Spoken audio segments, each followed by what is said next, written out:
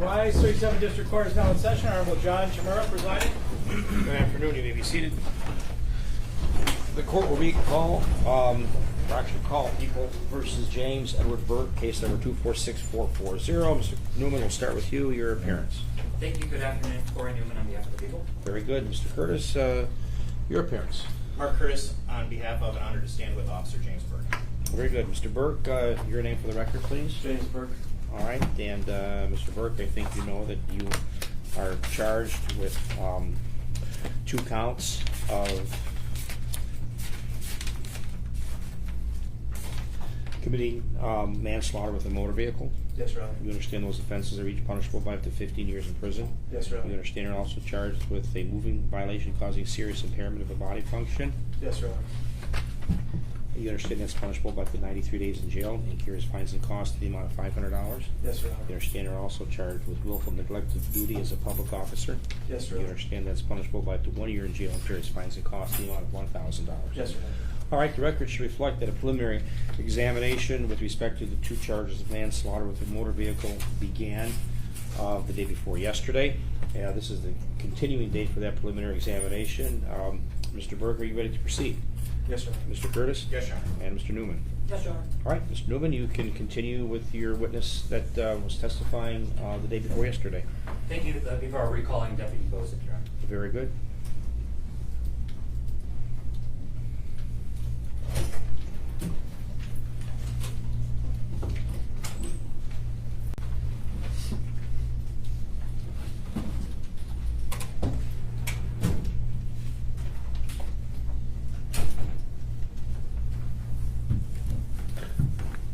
Deputy, you're still under oath.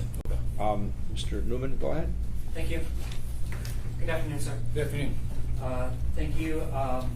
When we left off yesterday, we had discussed the EDR system involving the Explorer, the police Explorer vehicle. Do you recall that? Yes.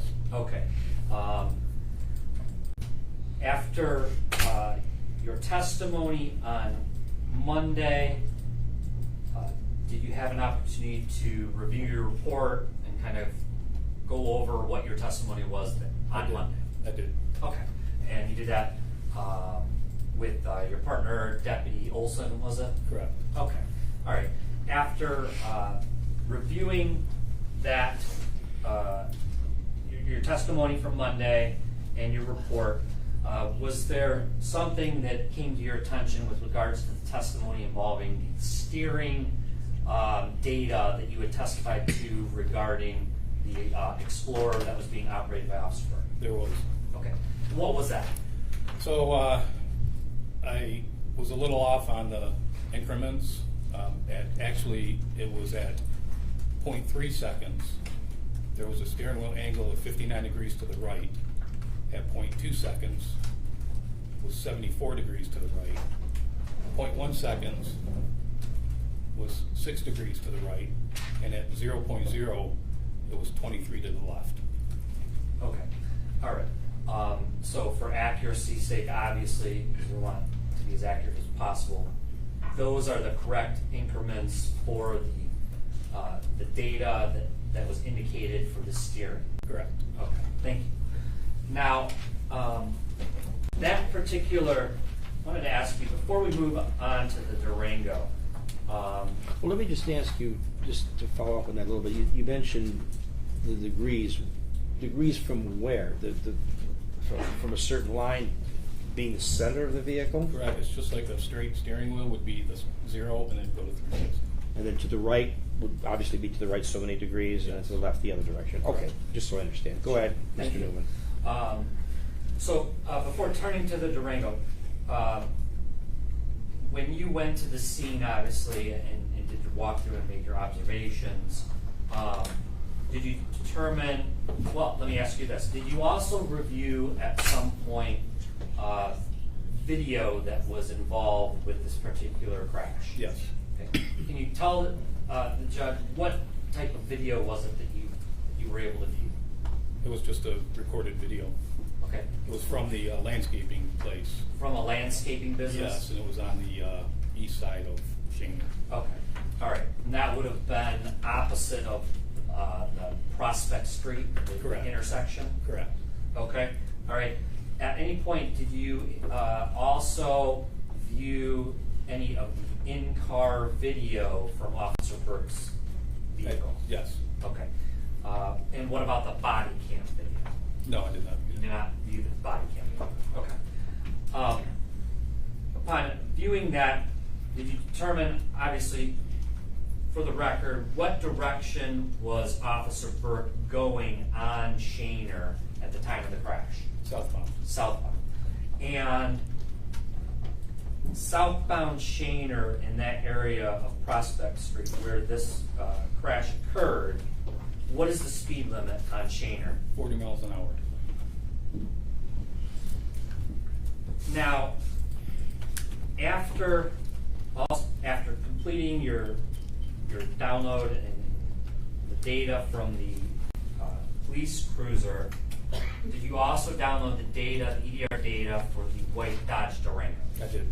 Okay. And was that also in the same type of increments as the Explorer, though? Actually, that one was in 1/10.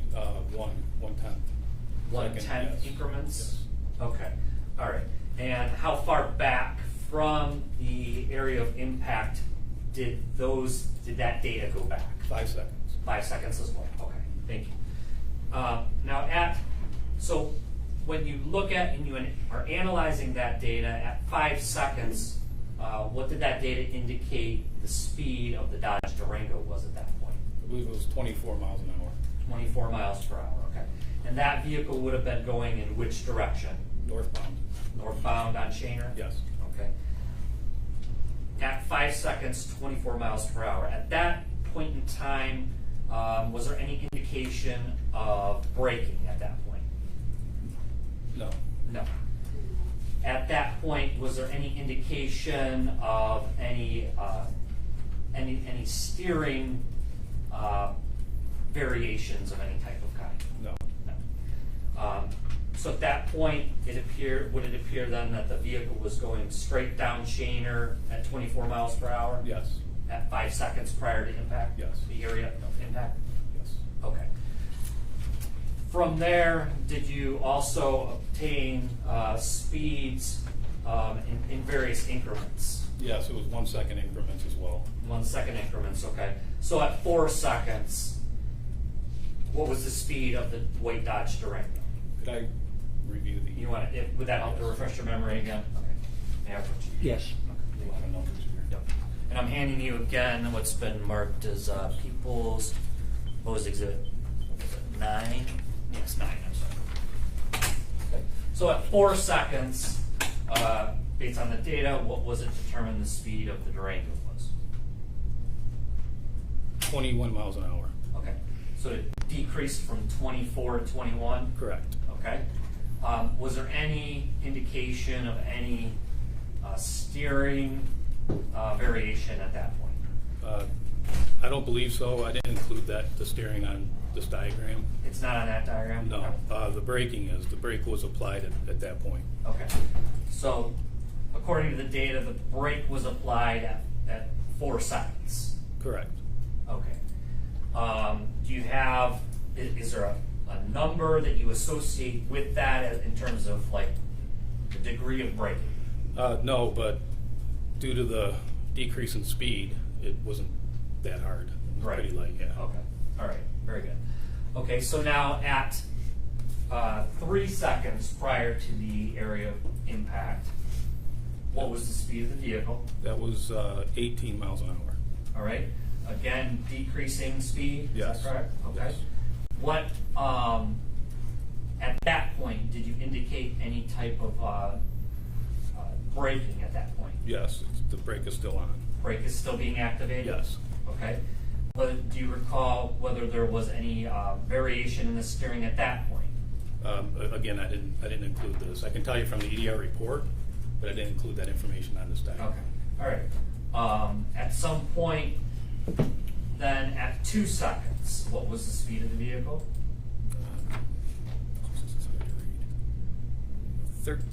13 miles an hour. 13 miles an hour. Okay. And Was at there an the- indication of braking at that? At this point, the brake was off. So at this point, according to the data, the brake, when you say off, does that mean the brake was not being depressed at Correct. that point? Yes. Okay. And at that point, do you know, was there any indication of any steering variation at that point? I'm not sure. I'd have to look at the EDR report. Okay. Do you have that with you? I do not know. Okay. Do you have it somewhere here? Yes. Okay. Yes, I do. Where is that? It's down in the lobby. Down in Or the the lobby? room. Okay. The All right. waiting room. Okay. I'm going to want you to get that in a second. We're going to have to take a quick second, Your Honor. Okay. Deputy, let's keep going though, and then we'll go back to that. When you are at 1 second then, prior to the area of impact, what is the speed? The 1 second speed is 13. So the 13. next increment would be 0.1, and that would be 14 miles an hour with the brake off, and the accelerator was at 8% at that time because he was making the turn. As he's making the turn, okay. All right. And so you said that the accelerator was at 8% at, and I'm sorry, what increment is that? That's at 0.1. 0.1 seconds? Yes. Okay, prior to the area of impact? Yes. Now, between the 1 second increment and the 0.1 increment, there was acceleration. Okay. Probably, if I remember correctly, it was in the 20s, the 30s, and the 40s. And You're going to object as to speculation. If he's got his report here and he Yeah, wants to let's- refresh, he can. I don't I'll want you to- sustain that. Right. I don't want you, okay. Okay. Maybe we could take a quick second, Your Honor. Okay. You have something that would help to refresh your memory as to the exact numbers on that? Yes. Okay. All right. We'll take a quick Yep. break for the deputy to retrieve that, and then as soon as he's back, we'll reconvene. Take a short break.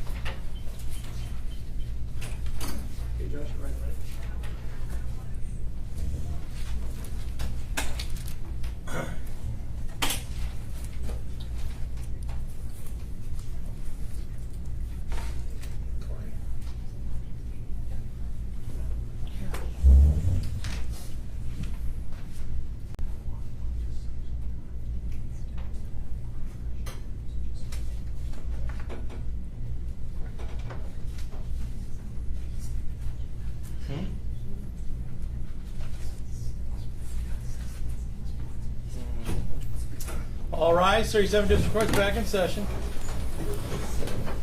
You may be seated. The court recalls People versus James Edward Burke, case number 246440. Deputy, you're still under oath, and Mr. Newman, you can continue. Thank you. Deputy, you now have the report, the EDR report that would help you with the specific numbers with regards to the steering. Yes, sir. Okay. All right. So we'll, I think we left off at 0.1 second. You indicated the speed was 13 miles an hour? Yes. Okay. No, 14, I'm sorry. I'm sorry, 14 miles per hour. All right. The accelerator pedal was at what percent? 8%. 8%. Okay. What does that mean, 8%? 8% It's of what? percent down, how much percentage the pedal is pressed, the gas pedal. From the position of it not being depressed at all? Yes. Okay, so it's nothing to do with power or speed or anything like that. It's just a physical measurement of how far down that pedal moves. Correct, sir. All right, go ahead. Thank you. And so going back now to 5 seconds, you indicated, I believe, you were able to see or look at the whether there was any steering variation or movement. Is that Yes. correct? Yes. Okay. Was there any at 5 seconds? 5 seconds was 5 degrees 5 degrees in which direction? to the right. To the right. I'm sorry, to the left. To the left. Okay. All right. And then at 4 seconds, what would it have been? 2 degrees to the left. 2 degrees to the left, okay? And now at 5 degrees and 2 degrees, how would you characterize that type of steering? Normal. Normal. Yeah, Okay. just regular driving down the road. Okay. Wheel goes back and forth a little bit. Okay. And so then at 2 seconds, what would it have been? I'm sorry, did we do 3 seconds? 3 seconds was 8 degrees. 8 degrees, okay. Again, how would you characterize that type of steering? Normal. Normal, all right. At 2 seconds, 73 degrees. 73 degrees, okay. And that was to which direction? That was to the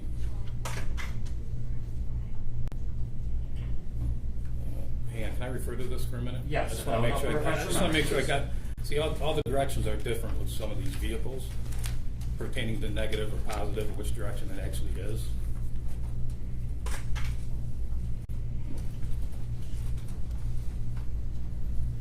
So positive is counterclockwise. So at this point, all these positive numbers that I'm saying, he's turning counterclockwise, which is to the left. To the left, right.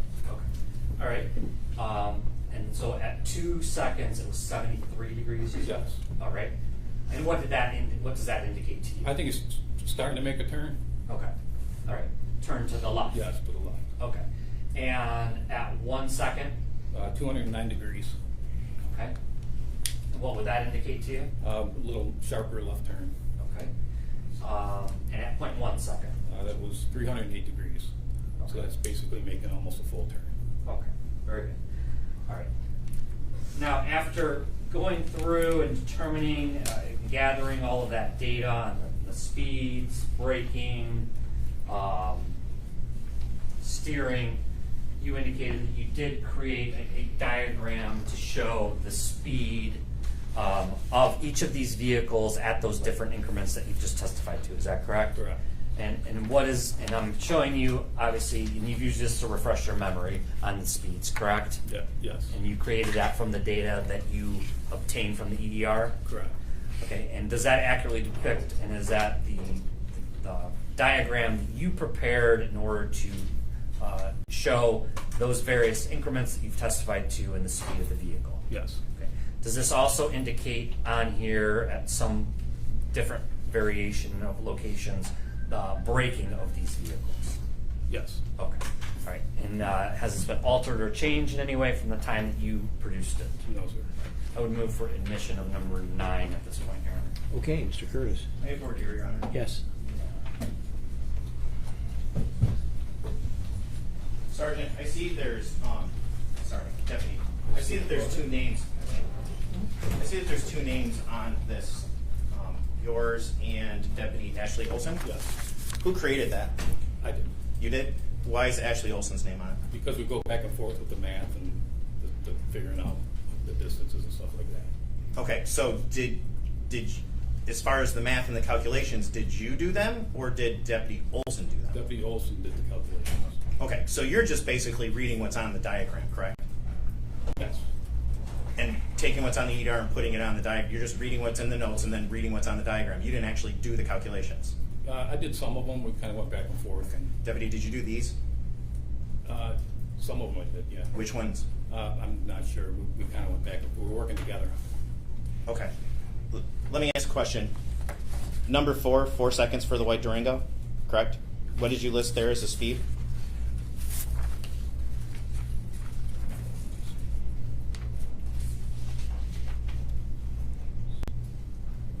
$21.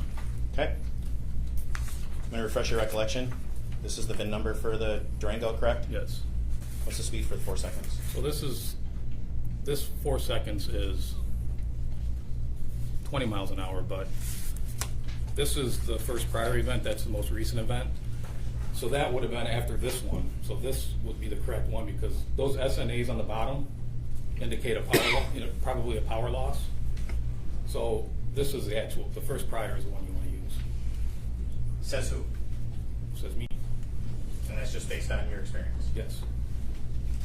Your Honor, I'm going to object to the admission of the document because the EDR, I know he's trying to explain the differences, but they don't match what's on the diagram. Why would that make it inadmissible under the rules of evidence? Because it's not an accurate reflection. He's admitting as it's an accurate, true reflection of what happened, and that it's demonstrating what the EDR would be demonstrating at that What's point. EDR? I don't know what that is. The electronic data recorder. Event data recorder. Correct. And Oh, No, go ahead, go ahead. Mr. Well, your response, Mr. Newman. Judge, it would go to the weight of the evidence if there's some variation, which is just obviously explained why, but it doesn't go to the admissibility of the document. It goes to the weight of the document. I'm a little bit at a loss because I don't know what this document is. I can't even see it from here. What is it? He's testified it's a diagram that he prepared showing the speeds at the various increments of the two vehicles. Okay, and it's on that document. Correct. Witness testified he prepared it. Correct. Mr. Curtis, you're saying that the numbers that appear on that proposed exhibit don't match the numbers that appear on a different exhibit, correct? that is my statement, Your Honor, yes. Okay, well, that, I think Mr. Newman is correct. That doesn't go to its admissibility. That goes to its weight. The foundation's been laid. This witness prepared the document. Foundation's been laid, so the court will admit that as People's Exhibit 9. Thank you. I'm going to show you.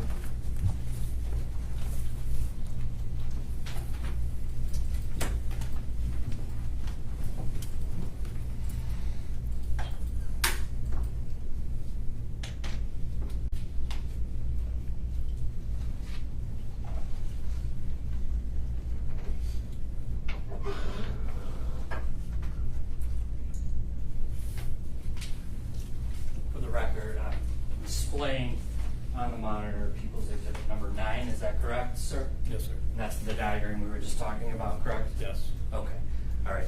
And so that you can explain it for the court, this diagram is obviously for demonstrative purposes to indicate the speeds at various intervals that were found in the EDR, correct? Correct. Okay, all right. Starting on the left-hand side of the diagram, I'm going to point to the diagram of the vehicle, and does that indicate 5 seconds? Yes. Okay. And what does the speed indicate? 114.9 miles an hour. Okay. And that was the speed of Officer Burke's vehicle at the time? Yes. Okay. And I'm going to go all the way to the right into the white vehicle going, and this would be, the top lanes would be going northbound, Shaner, is that correct? Correct. Okay. The white vehicle in your diagram at 5 seconds, what does it indicate the speed is? 24 miles an hour. Okay. Those speeds that are in this diagram, throughout this diagram, those are based on calculation or the data that was retrieved from the EDR systems of those vehicles? Correct. Okay. Is there some, I guess, well, let me ask you this. At some point after having determined all of this data and gathering all of this data, did you determine the distance between Officer Burke's patrol vehicle at 5 seconds prior to the area of impact and the white Durango at 5 seconds prior to the area of impact? I did, it was 976 feet.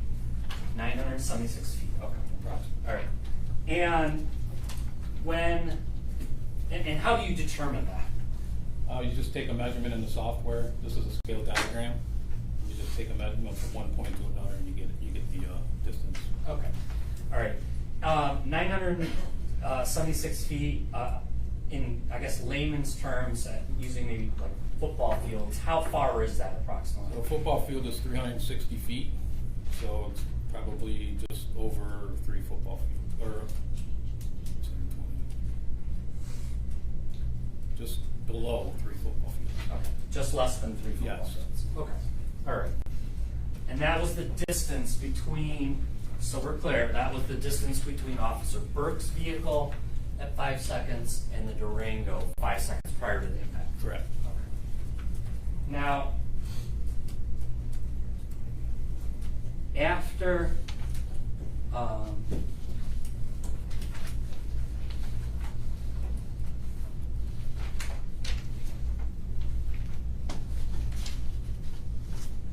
you're going through all of the EDR data,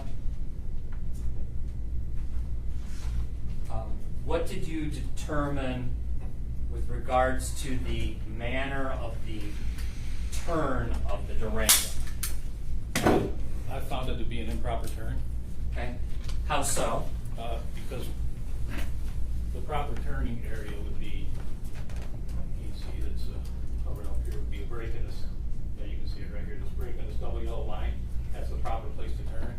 In this case, the driver crossed over the double yellow line, Okay. and that's what makes it improper. Okay, all right. So in layman's terms, that white Durango turned early, if you will, before the break in the double yellow line? Correct. Okay, all right. And that, would that be some sort of traffic infraction? Yes, Would that be a civil infraction? civil infraction, yes.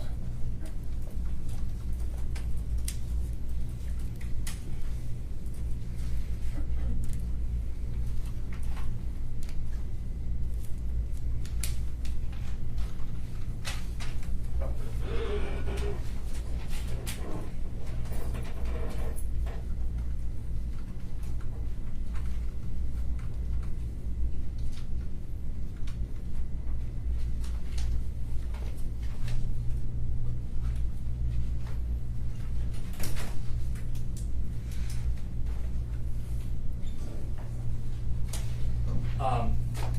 Let me ask you.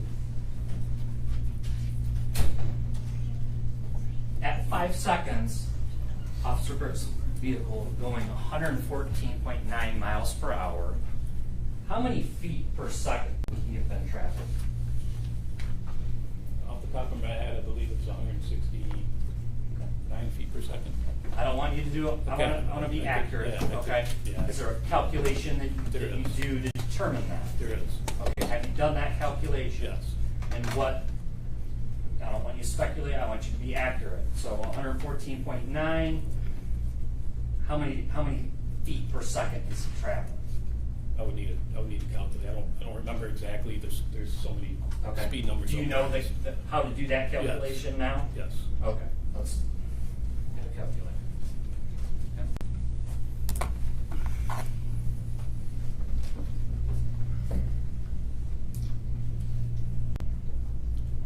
168.4. So at 5 seconds prior to the crash, he's traveling 168.4 feet per second. Correct. Okay.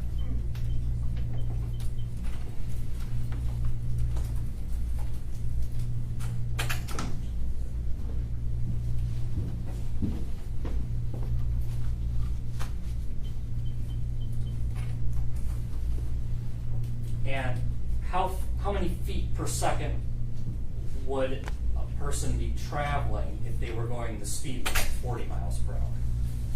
It would be 40 times. You want the calculator? Yeah, just to get it right.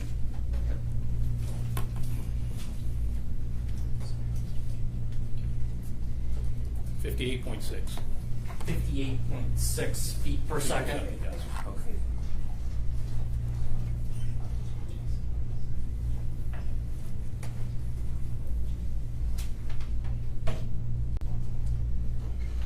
And during your investigation, did you determine at various speeds how many feet would be between the officer's vehicle and the Durango if the Durango were making the turn in the same exact manner? Same time, same manner. Say that again?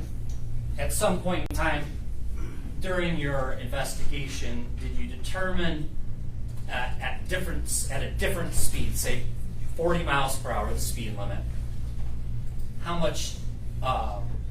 many feet would have been between the officer's vehicle and the Durango? So at 80 miles an hour, it was 386 feet. That he would have- 386 or 300? 386 feet he would have Okay, had. I want to make sure, because I think you're transposing a number, Okay. but If you could. do you? Okay.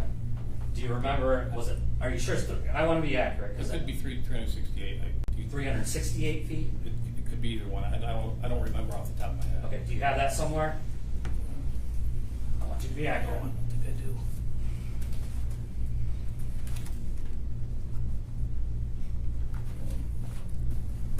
I apologize. It's down there. Sorry. Okay. I was hoping you brought everything. Yeah. But, okay. Here, let me do this because I think I have it right here. And I'm going to show it to you if this would help to refresh your memory. Okay. 1 second here. And I'm just going to unplug for a second so that it doesn't show on the monitor.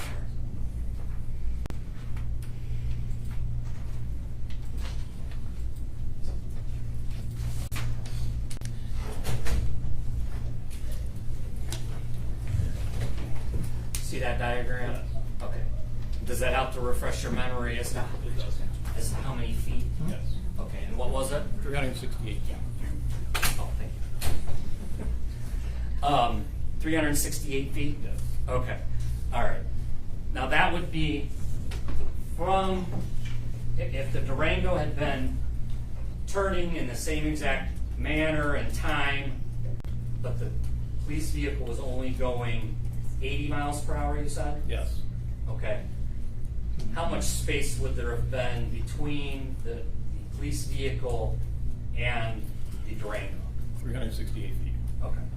So he would have had 368 feet to complete that turn, is that correct?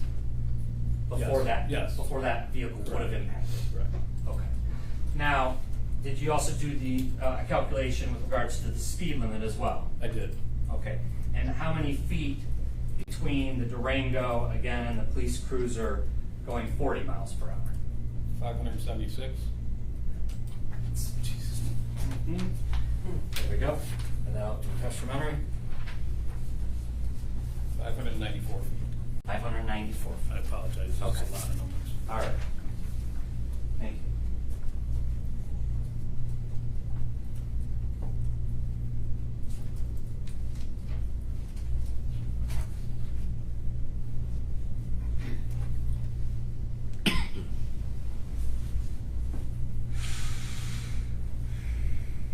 Based on your investigation and calculation, did you determine whether, or what would have happened with regards to the crash? Well, I'm sorry. Let me think about how I ask this. 1 second here. That's all right.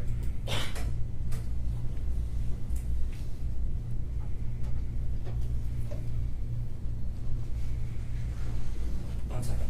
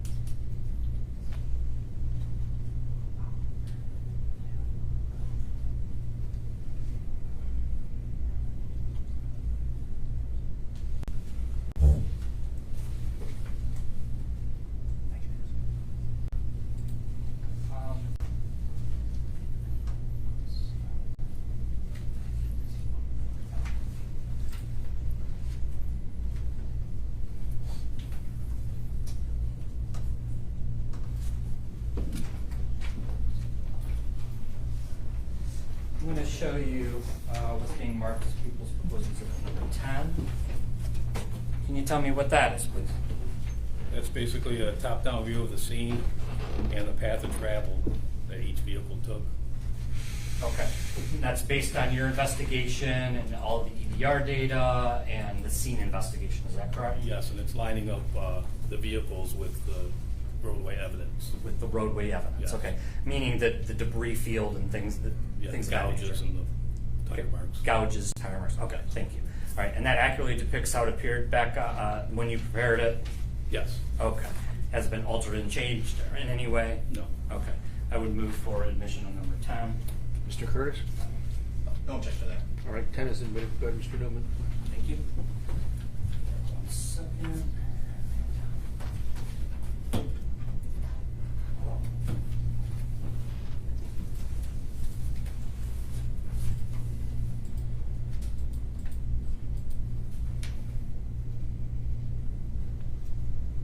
Okay.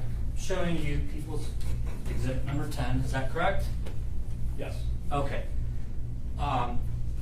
Can you explain for the judge basically what this is showing? So this is showing the two vehicles coming together right here. Okay. So that would be the area of impact? Yes. Okay. And then it shows the Explorer pushing the Durango sideways a little bit here, and then when you separate, the Explorer goes into a spin and comes to the point of rest right here. Meanwhile, the Durango actually... Let me stop you right there so the record is clear. For the record, you pointed to this end location in the, it would be the southbound curb lane of Shaner. Is that correct? Yes, yes. The vehicle the police Correct. vehicle came to rest in the southbound Yes. curb lane of Shaner. Is that correct? Correct. In which direction was it facing though? It's facing north.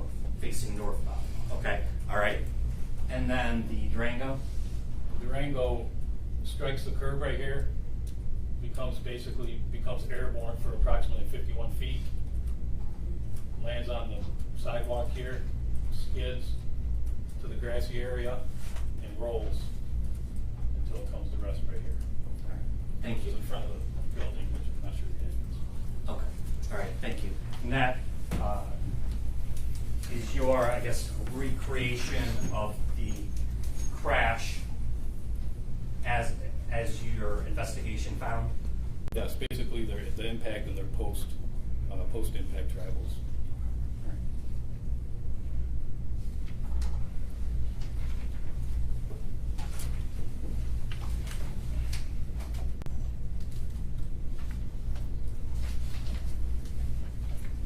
If I could just inquire one thing from your clerk on.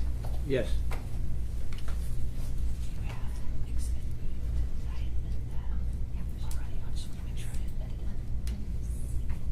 Okay. Okay. All right. Very good.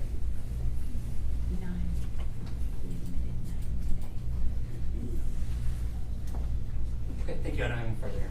Okay, very good. Mr. Curtis, cross-examination. Thank you, Your Honor. Deputy, I want to go back up a little bit to some of your training, to go through that, because it's relevant what we're talking about today, okay? Did you introduce it? Mhm. Did you introduce that? No. He just used it for refreshing memory. Okay, yeah.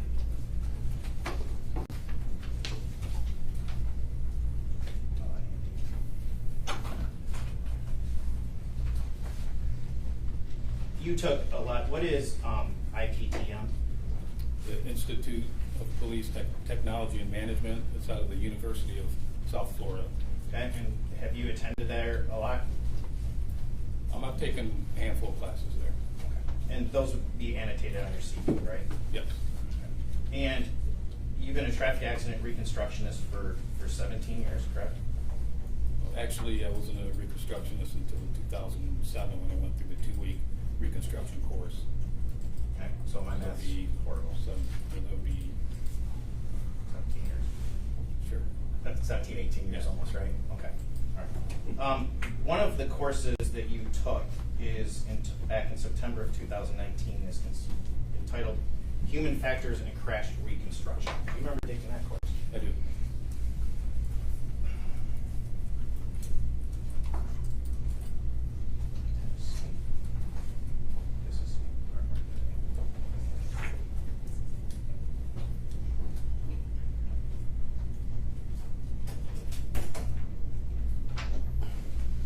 Now, when you took that course, what did it cover?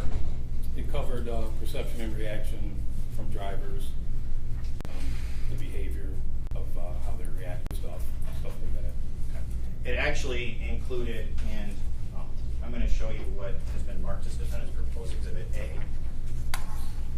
Do you recognize the logo on the top of that? Yes. And what's the title of that document? Human Factors in Traffic Crash Reconstruction. Okay. What are human factors? It's basically how people react to things while driving, or even walking down the street, how they react, how fast they might walk across the street, basically how they react to while they're driving, perceive and react. If I understand correctly, if I'm understanding, is that, and you took this course at that organization, correct? No, I believe it was at Green Oak Township Police Department. I didn't travel to Florida. Okay. They came and taught the course there? Yes. Yes. Okay. And this is the course layout that you took that day? Yes. Okay. So I want to draw your attention to topics include. Okay? Okay. Topics include. There's. I'm sorry, but I have to object because it's hearsay. Well, go ahead, your response. I think it goes to his cross-examination and his credibility and the weight of him being able to testify to what he's testifying to, Judge. Counsel can't read from the document. Well, I'll ask him a question then. all right, I'll sustain the objection based upon that. Did the course include? Were you taught the underlying science behind the driver's response time? Underlying science behind. Yes. Okay. Driver's response, Yes. correct? How somebody perceives something, what they're doing, right? How the driving is. Did it also teach you on how to use proper times and distance calculations? Yes. Okay. Did it also teach you that you're to evaluate when doing collisions factors affecting driving performance, such as the age of the person, Yes. as far as if there was alcohol or drug use involved in the driver, Yes. as to fatigue of the driver, Yes. as to the divided attention or driving distraction? Taught you about that, correct? And human factors. Yes. It also taught you the difference between day and night traffic accidents and driving, correct? Yes. It also taught you about the nature of which drivers accelerate and steer, correct? Say that again? The nature of how drivers accelerate and steer Okay, yes. a vehicle, correct? And how to contrast between lighting, expectancy, pattern recognition, and hazard size issues at nighttime, correct? I don't remember that part, but Okay. And determining whether an object is a cue. Do you know what it means, whether or not an object is a cue? well, if you perceive something as a threat or as a danger, then that would probably be a cue. Okay. And that is something that you were taught to take into consideration when you're doing your accident reconstruction. Okay. And they also taught you how to properly document a nighttime crash compared to a daytime crash, correct? And I don't believe we have covered any documentation in that class. Whether or not the difference between a daytime reconstruction and a nighttime reconstruction? No. Do you think there's a difference between the two? I think some of the factors that you include in there would be yes. Okay. And when you were doing your reconstruction of this incident, did you take that factors that it was at nighttime when this happened? No, these are just basic time distance formulas that we use. So none of your opinions have any basis in the fact that this was 5 o'clock in the morning? No.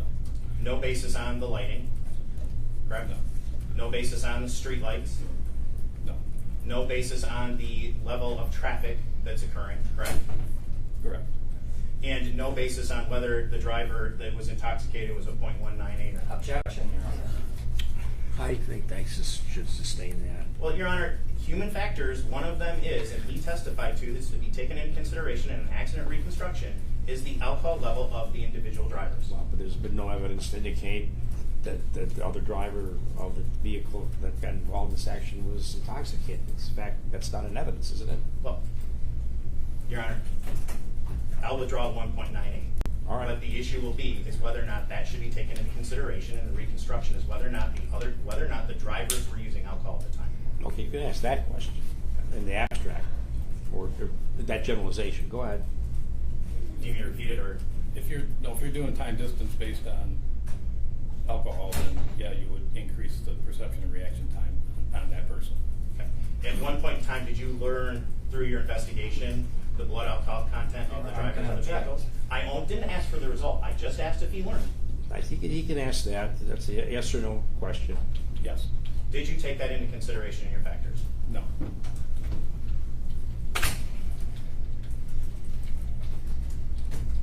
Now, when you're going through, the other course that you took was crash reconstruction with video evidence in 2018. Do you remember that class? Yes. And where did you take that class? I think it was through Input Ace in Toronto. What would the acronym for that be? Input Ace. That's the name of it? I'm sorry, I couldn't hear him. Input Ace. It's a forensic software. I'm not 100% that's the one I took, and I have had a couple of video classes over the years. Okay. The one I'm talking about is in November of 2018, the only video one I could find on your CV. Who can you tell me the? It's OTARA. It is the Ohio Okay, that's Transportation of the Ohio Transportation. Yes, that was in Ohio. I'm gonna forget the city. It was in Ohio. Okay. And 2008 would be the appropriate time they took it? Yes. Okay. Do you know if that organization is still in existence? No idea. Okay. They're not. So I'm going to object.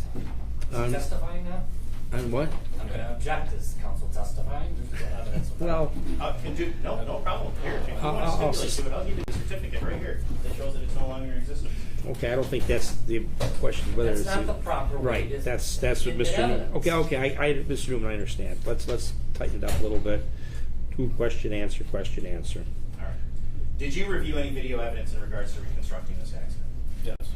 Which, besides the video from across the street and the body cam of the dash cam of Officer Burke, did you review any other video? No. Did you ask to review any other video and weren't provided with it? No. So you basically had access to the entire case. Whatever you needed, you could get, correct? Yes.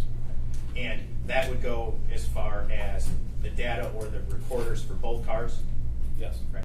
And access to both cars, correct? Yes. As a matter of fact, are both those cars still under evidence locked up? Yes. And when we talk about, let's talk numbers, okay?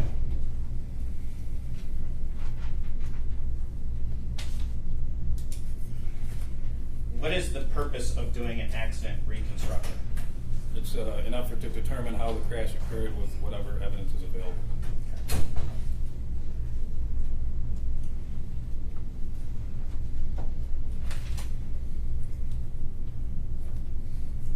On an EDR, an electronic data recorder, the data that's collected from the car, correct?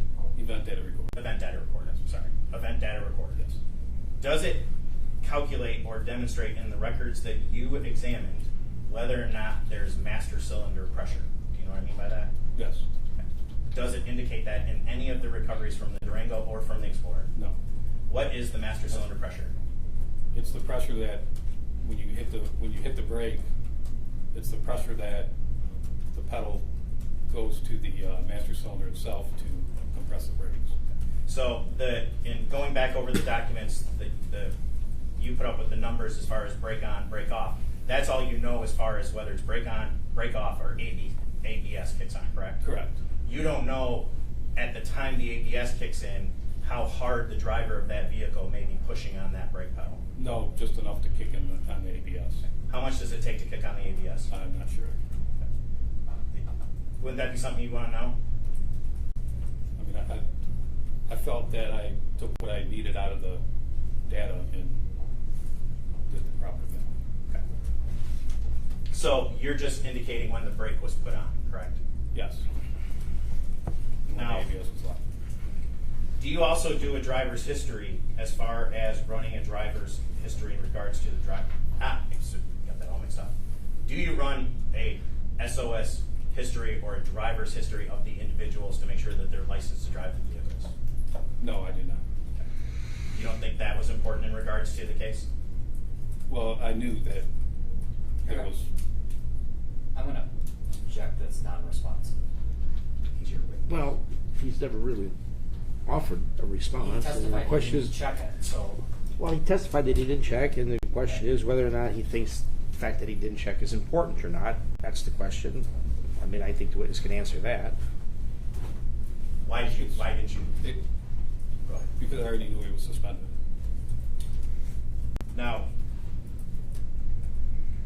so that you took that as part of what you looked at, correct? No. You just went by the numbers and put the charts together, Yes. correct? Right.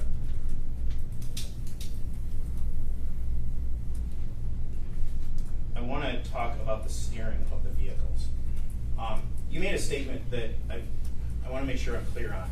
You said that different vehicles have different steering, negative or positive, correct? Name two. I can't name them off the top of my head, but it's in the data limitations on the EDR report, and I know that I've had different positive and negative signages on there. Okay, I'm not talking about this. What I'm trying to say specifically is, isn't it a standard that negative indicates a turn to the right and positive indicates a turn to the left counterclockwise? I don't know if that's a standard, Okay, so how do you know which one is what for these vehicles? because it's in the data limitations on the EDR report. It'll say steering wheel angle, counterclockwise denotes positive or a right turn. Okay, let's talk about the turn. Let's talk about the turn of the Dodge Durango.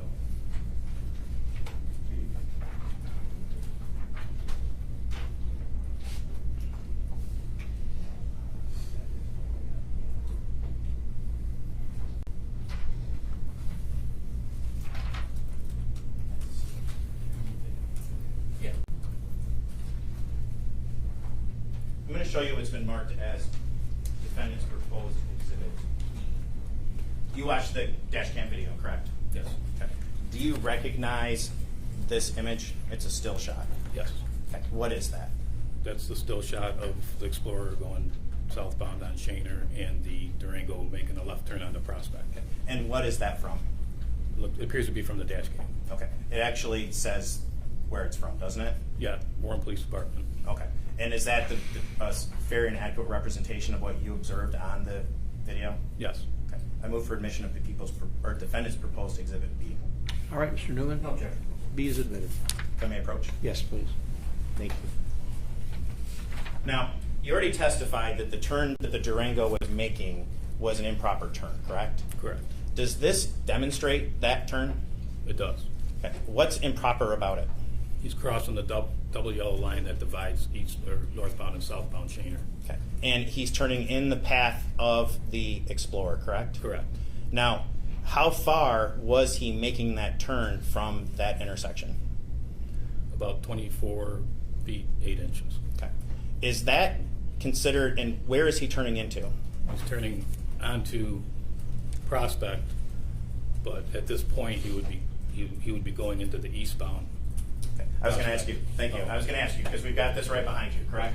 And just so I'm clear, this isn't, you didn't take pictures of the cars individually in those spots, correct? Correct. You actually placed them there. Yes. So we can't hold you to this is exactly where the car was at that time? Well, it's the best of my ability to actually follow the roadway evidence and place the vehicle so they're ready where I am. Because we see the spray paint, not on this one, but there are other ones that have the spray paint markers, and then you can go and place it, correct? Yes. So you try to make sure that this is detailed and accurate as you can get it, Yes. as putting it there, right? Yes. Okay. Now, let's talk about the white truck, the white Durango, correct? We talked about, you say it's about 24 and a half feet back from the line Yes. that it's cutting. Now, I cut you off, and and I apologize. But when you say it was coming into oncoming traffic, can you explain to the court what you mean by that? Well, if there were a vehicle coming eastbound on Prospect, it would be right here, and the Durango would be coming right there. Would you describe that turn as an aggressive turn? I would just describe it as improper. Okay. You describe it as what? I'm sorry? Improper. Okay.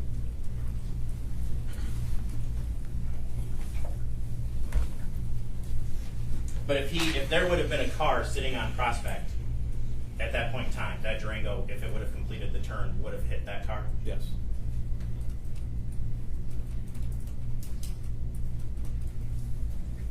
The steering inputs we talked about in regards to the car, because of that turn, where is 0 on the steering wheel? 0 is if the steering wheel is straight. And going straight down the road, steering wheel placement would be right in the center. Okay. And it was your testimony that the vehicle's angle are changing from 2 to 1 to 2 is normal driving, correct? Correct. Now, if it's normal driving, would it be constant at 2? Would it be constantly moving towards one direction? Not necessarily. And in your examination of the EDR, did you observe that it was going back and forth, or did it seem to be constantly going in one direction? If I could refer to the report.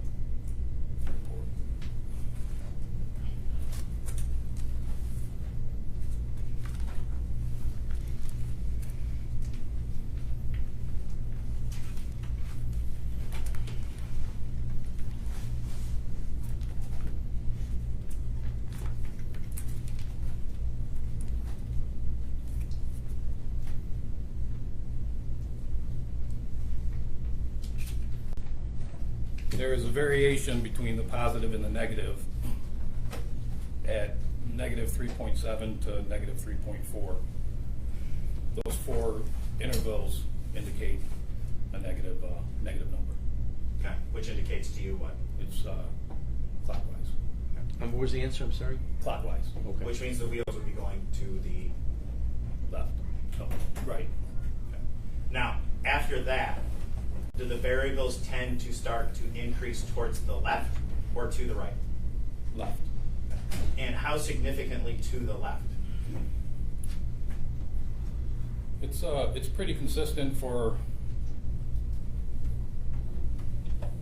It gradually goes up.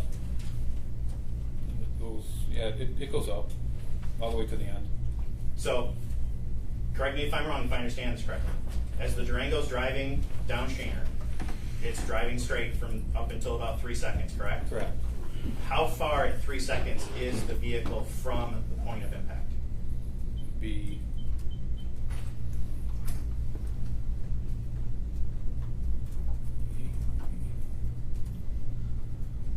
approximately 60, 65 feet. At 60, 65 feet, it starts making a left turn, correct? Yes. So it starts crossing that double yellow line Correct. into the oncoming traffic. Yes. And as it's making that turn, does it maintain that gradual, or does the steering wheel continue to increase? No, it continues to increase. What does it go up to? It goes up to 308 degrees. At 308 degrees, where would 0 be at that point? The top of the Probably steering wheel. The top of the steering wheel would be. It would be in between 3 o'clock and 12 o'clock. Okay. So it's a significant turn. Yes. And it's a significant turn to the left. Yes. And is that demonstrated in the findings and in the examples that you put out, correct? Yes. So the vehicle, that Dodge Durango, made a significant improper left-hand turn across the street, correct? Correct. Now, is there a difference between observing a vehicle at nighttime as it's approaching and observing it during the daytime? Yes. What's the difference? Difference is sometimes the headlights tend to look brighter with kind of like maybe like orbs around them, so you might wash out the actual front of the vehicle. Okay. But the vehicle would still be visible, correct? Yes. Okay. And it would be visible for either vehicles traveling in different directions. Correct. And does that cause an issue with somebody being able to interpret distance in regards to it being night? Yes. And if that person had been drinking, would that affect it? Yes. Would it cause their reaction time to be slower? Yes. Yeah. Oh. Now,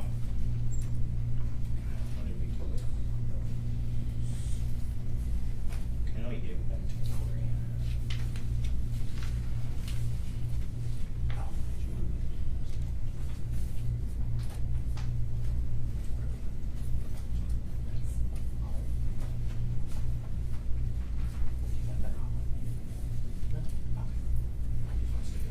Yeah. Okay. We'll do the C and D. C, we'll do C tonight. Correct. D. C is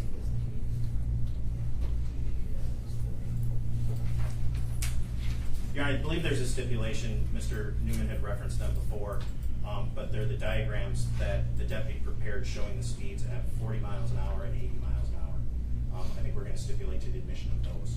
Okay, how many documents are those? Just two. We have C and D. All right, Mr. Newman? No objection. All right, so you're moving for the admission of defendants exhibits C and D at this point, correct? Yes, Your Honor. All right, C and D are good. Go ahead. Thank you. I'm going to show you what's been admitted as Defendant's Exhibit C. Do you recognize that? Yes. Okay, I got to move some stuff. And I'm going to show you what's been admitted as Defendant's Exhibit D. Do you recognize that? Yes. Okay. C is the 80 mile per hour that you referenced earlier, correct? Showing distances. Correct. And this D is the 40 mile per hour, correct? Correct. All right. We talked about detail, and detail is important, correct? Correct. All right. You made these? Did you make them? Yes. Okay. And what does the 40 mile per hour demonstrate? It demonstrates how much time or how much distance you would have if the Durango was turning where it was turning, and from there all the way to the zero, or in this case would be zero interval on the EDR. When did you provide these to the prosecutor? I think last week. Okay. Now, how did you determine where your starting point was? Basically, I put it where the 5 seconds back from the area of impact for the Explorer as well as for the Durango. Okay. It's only fair to do both the same. Okay, so you did both? Yes. 2, 3, 4, 5, 6. There's 6 Durangos, correct? Yes. And there's 6 Durangos here? Yes.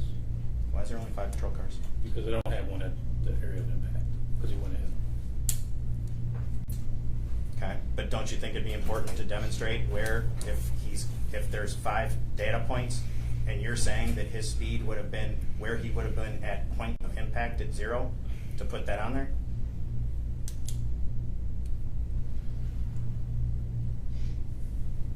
You understand my question? Let me think about this for a second.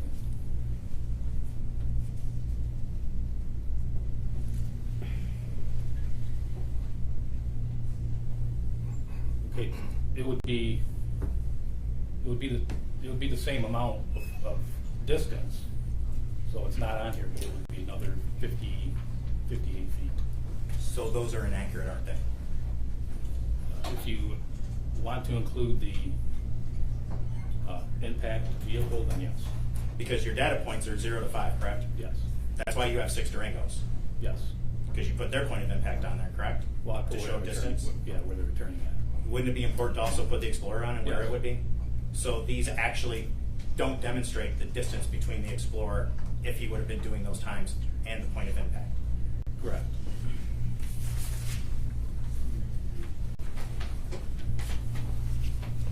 Attention to detail is important in these cases, isn't it, Deputy? Yes, sir. Would you consider that to be an important factor? Yes.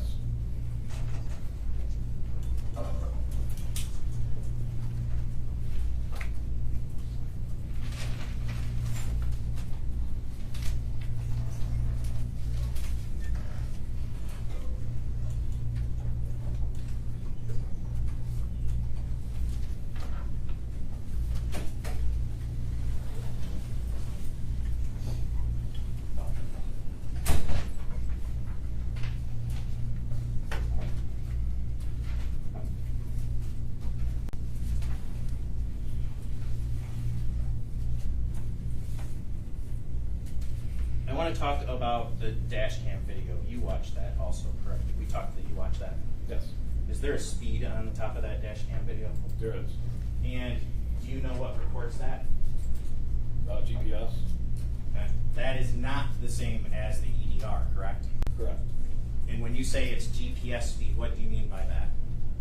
It's taking distances from satellites and measuring the amount of speed it took to get at certain increments. Okay. You didn't use any of that in your calculations, correct? No, Why not? because I don't believe it's accurate. And that is simply something that's recorded on the video, right? Yes, And did you compare the dash cam video speed with the speeds that were recorded or recovered from the EDR? I did. Okay. Did they match? They were off sometimes 1 mile an hour, sometimes 2 miles an hour. And this was done by basically going frame by frame to where the vehicles were approximate, because you're looking at a video. So they were off a couple miles an hour. And your position of the vehicles on these diagrams is your opinion is that that's where they would be on the road at the time? Yes, I understand that there, once the point of impact happens and there's marked, you're able to say, hey, this is where this landed, where this went. Yeah. But anything pre to that, you're just putting the cars there, right? well, we figure it out with a formula. Okay. It would be, if you have speed and you have time, then you can get distance. How many cases that involved a cruiser or an officer involved accident that you've had to totally reconstruct have you done? I haven't had to do any. This is the first one. Yes, A lot of data. yes.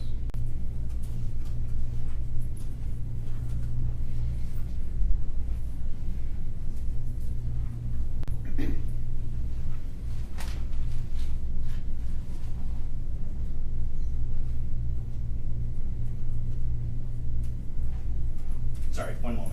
That's all right.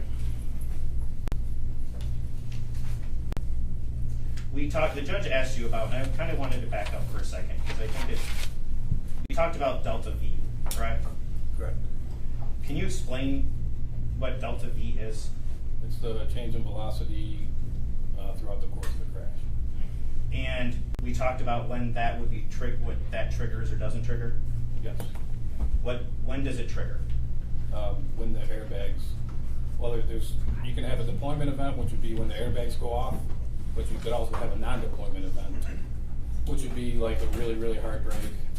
It might create a non-deployment event, but the airbags may not go off. Was there a non-deployment event recorded on the Explorer? No, Was there one recorded on the Durango? no, So the only one we have is from the airbags going off, correct? yes, Okay. If there was one previous where where the Explorer had hit the brakes and decelerated to the point that it would have recorded, would it have been overwritten by the impact?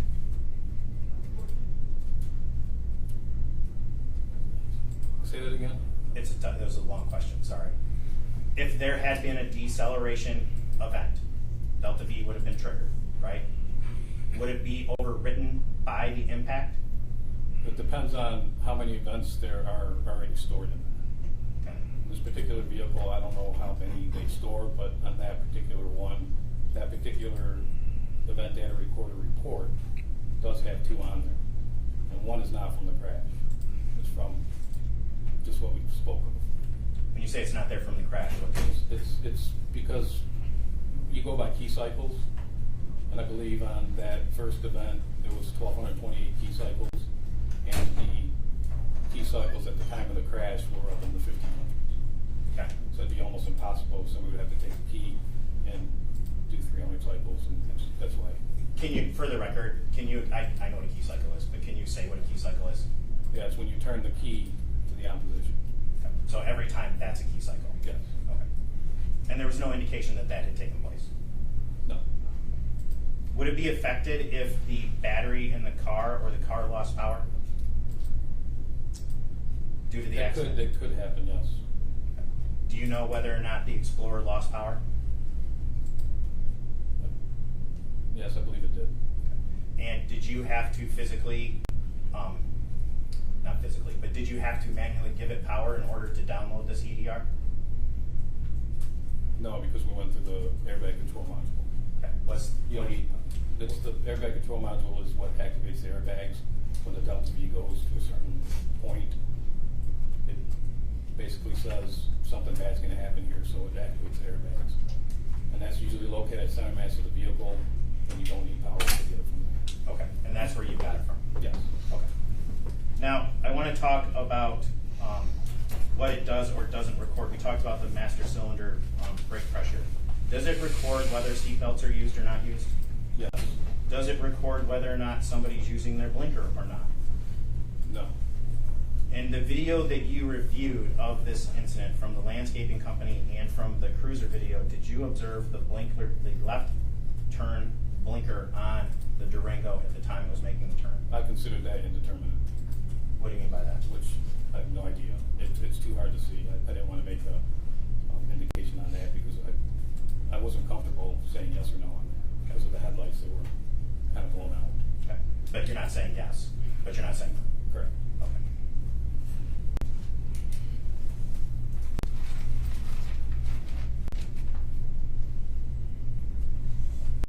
One moment, Judge. Sure.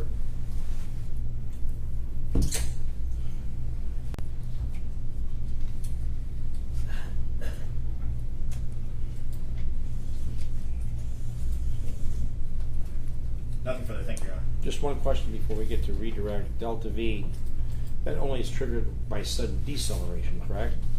Yes, any type of hard braking. It actually, you could also create an event by a seatbelt tightening up as well, if it's hard enough. But not acceleration. No, Okay. I've never seen that. All right. Go ahead and redirect, Mr. Corey. Thank you.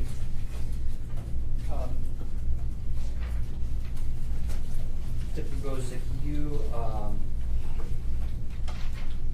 testified regarding the turn of the Durango and the manner of that turn, correct? Was there any vehicles, upon your review of the video evidence in this case, were there any vehicles on Prospect Street either coming towards Shaner or getting ready to turn on the Shaner, either left or right? No, I did not see it. Okay. Prospect was clear, correct? Yes. Okay, all right. You indicated, and I want to show you, if I can, I'll use the kind of the demonstration, the diagram that you prepared, People's Exhibit 10.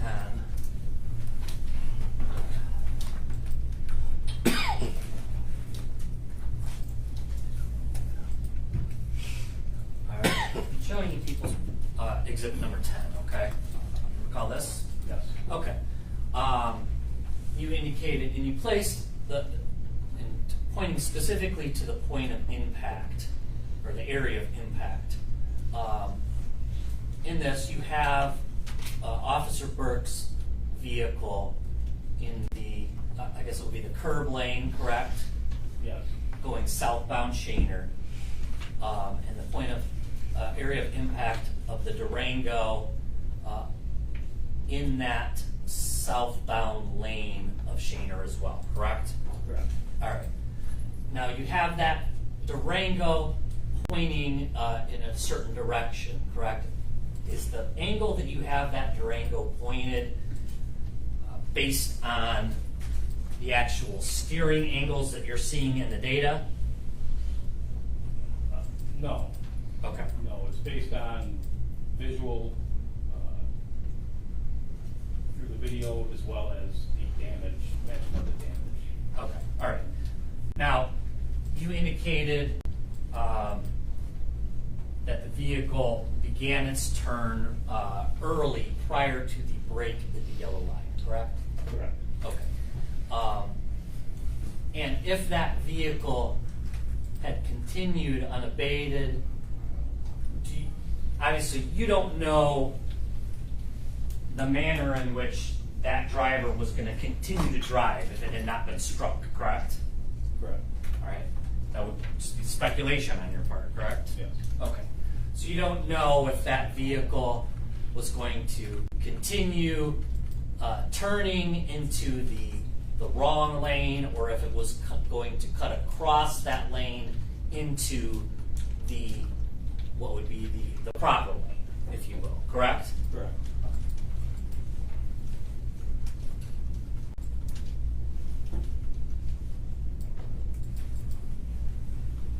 You testified a little bit about taking a course at the Institute of Police Technology and Management on the human factors in traffic crash reconstruction, correct?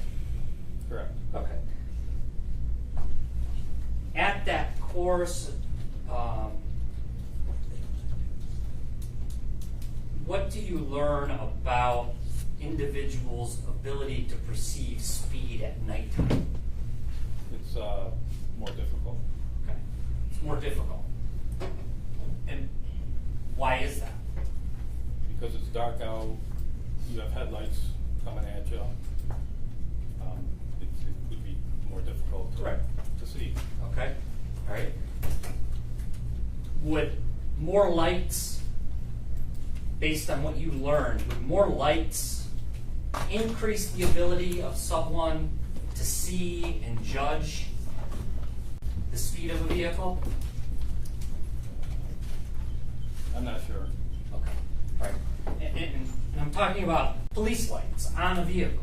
Okay. If a police officer is responding to a scene or something, and they have their overhead police lights on, would that help an individual determine better the speed of that vehicle? Yes, but it also depends on the condition of the driver. Sure. Okay. All right. And based on your review of the videos in this particular case, did that police officer's vehicle have any overhead or emergency lights activated? No.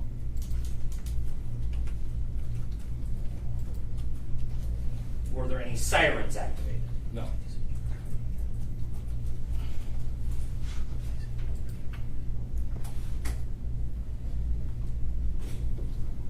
When you watch that video of from the landscaping business, do you recall, were there any other vehicles traveling southbound ahead of the officer's vehicle? Yes.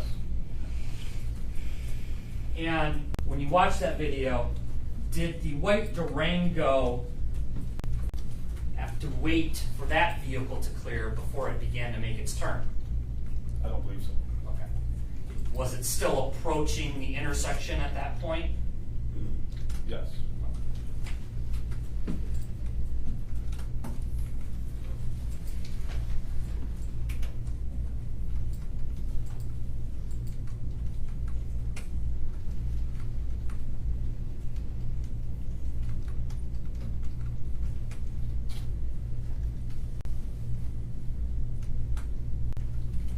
Just so we're clear, the EDR did not indicate that there was any non-deployment event. Is that correct? Correct. Okay.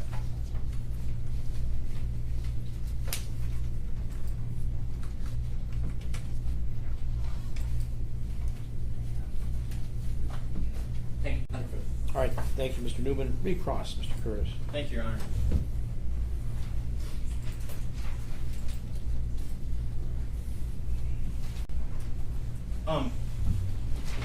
Let's talk about lights. And we talked about the condition of drivers, correct? You've been a law enforcement officer how long? 27 years. And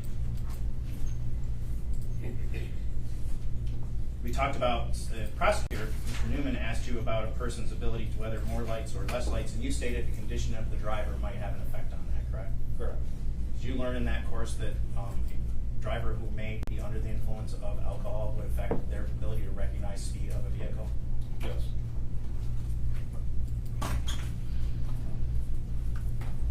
Now, Mr. Newman also asked you about the placement of the vehicle on there and the angle of the vehicle, correct? Correct. Now, as far as the point of impact vehicle, were you able to determine where the point of impact was? Area of impact, yes. Okay, the area, sorry, you corrected me before, but the area of impact.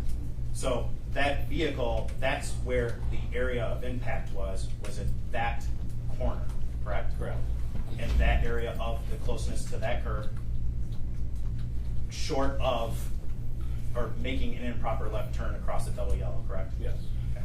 Would you call that cut in the corner? You could call it that. 1 second.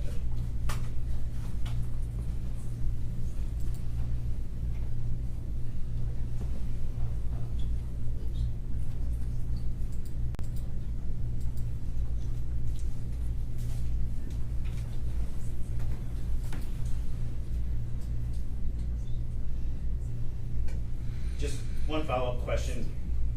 We're talking about the steering of the car, of the Durango. I think you testified that at 2 seconds, that the steering was at 73, and they were still, the Durango was still 65 feet away from the Cruiser, correct? At 3 seconds? 2 seconds, 2 or 3, whatever you, that's why I'm asking you. I don't remember exactly what you testified. So can you repeat that? At 2 seconds, what was the steering of the Durango? Can I refer to it again? Yes, absolutely.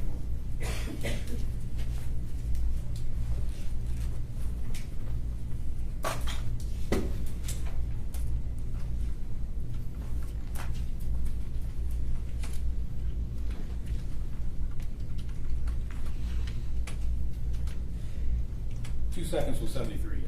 Okay. And how far would it have been from, and I believe you testified to this, how far would it have been from the area of impact or the Explorer at that point? From the Explorer at 2 seconds?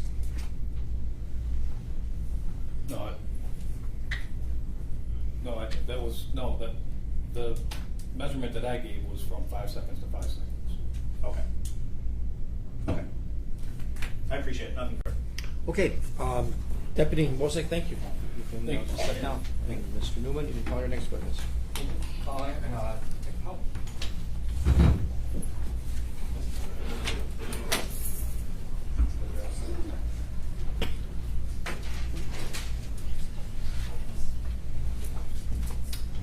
Raise your right hand, please. You solemnly swear or affirm the testimony you're about to give in this matter is the truth, the whole truth, and nothing but the truth, so help you God. I do. Be seated. And Mr. Newman, you can begin when you're ready. Thank you.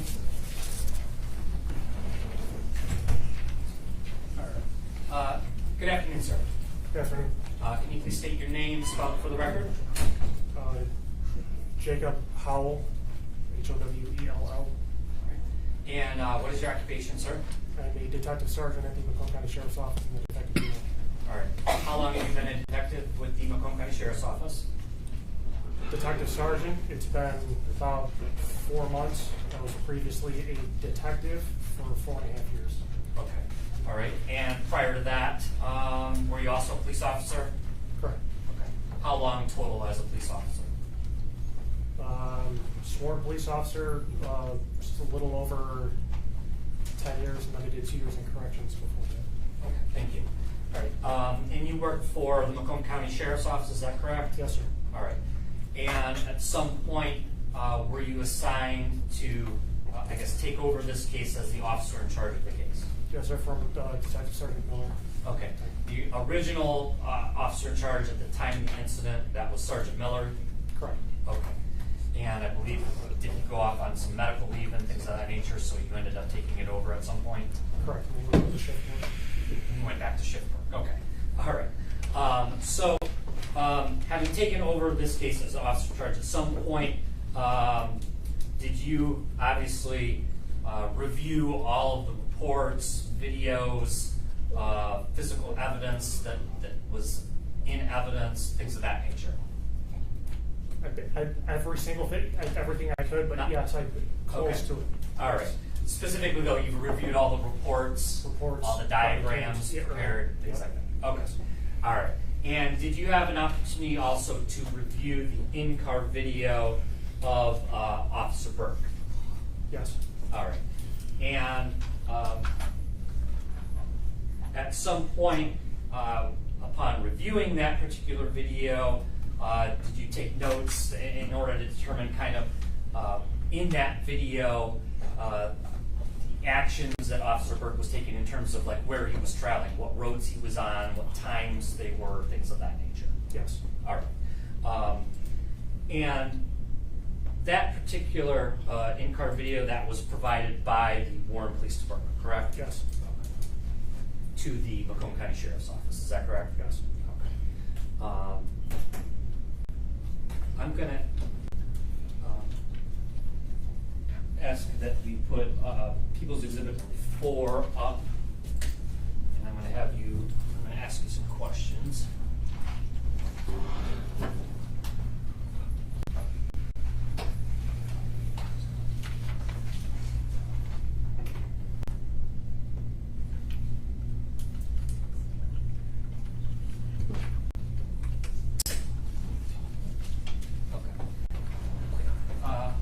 Place People's Exhibit number 4 on the screen for you. Do you recognize that, sir? Yes. Okay, and is that the in-car dash cam video from the police vehicle of Officer Burke on the morning of this crash?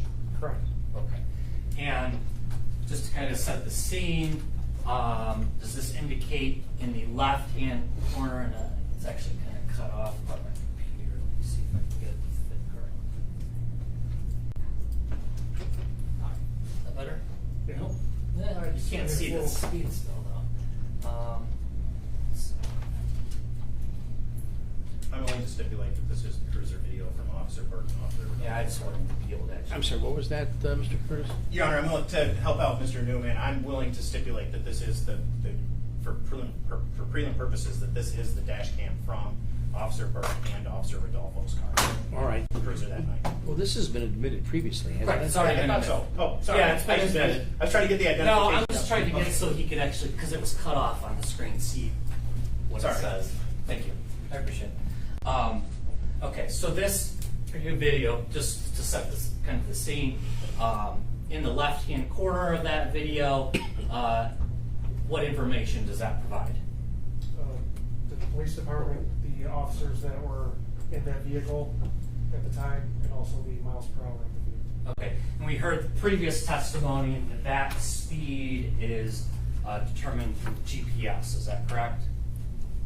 Yes. You're not familiar with that? I for sure, but Okay. I can't say 100%, but that's what Deputy Walter said earlier. Right. Okay. All right. Thank you. Okay. So this video begins, and does it?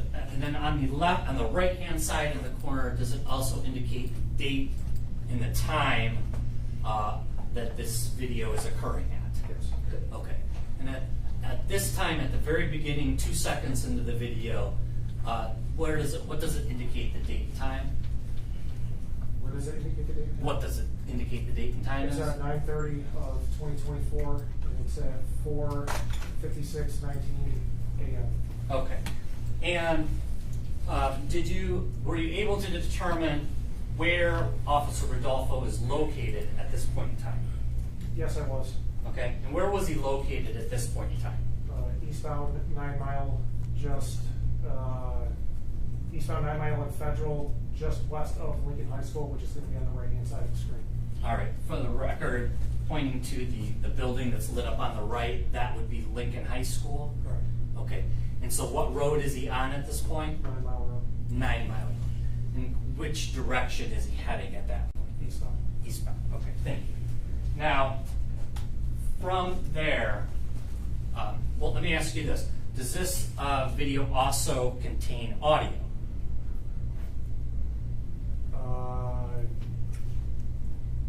Don't I'm remember. not sure if it. Okay. I say yes, it does. Okay. All right. I'm going to let it play at this point.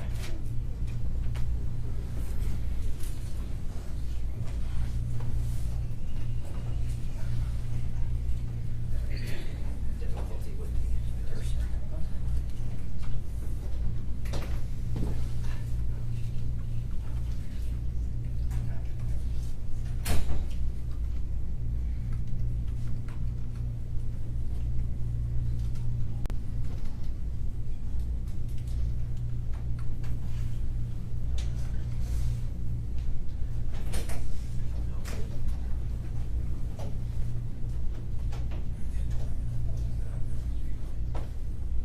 this point, what direction is the vehicle going, you said? Eastbound. Eastbound on 9 Mile? Yes. Okay.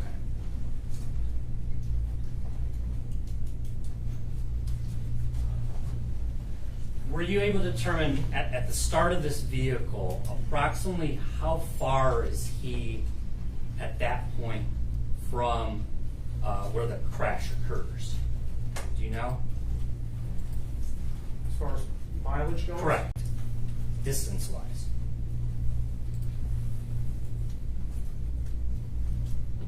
The exact mileage at this point? No, I know. No. Okay.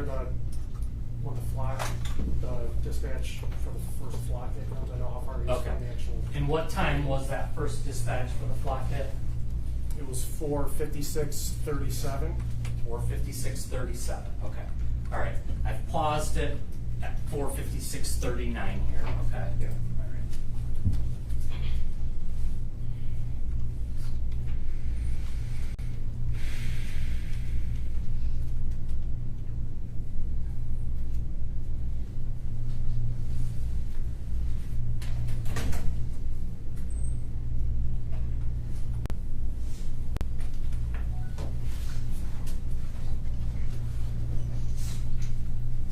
I'm gonna stop it. This is just at 4:56:50, so up 13 seconds after the flock hit. What is his speed at that point? I have to- Yeah, and I'm sorry, it's not covered. I'll let you just kind of look at the screen here. 94 miles an hour. Okay. All right. And you would agree that there is other traffic on the road at this time, correct? Yes. All right. And what do we have here on, what would you consider this in the right-hand lane of 9 Mile Road at that point in time? Some sort of traffic cones? Okay, some sort of construction Yeah, cones? construction cones. Okay.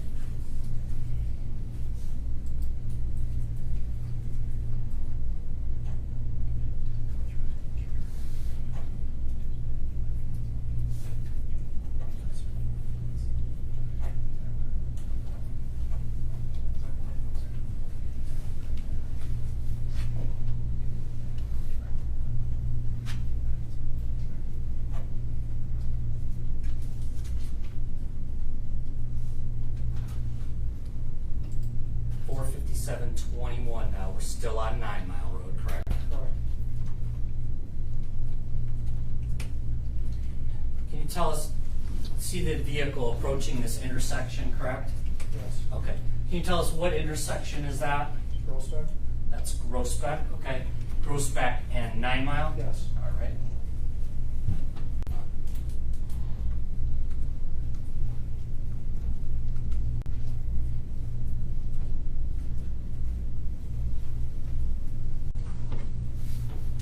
At any point in time up until this point, have the emergency lights or sirens been activated on a vehicle?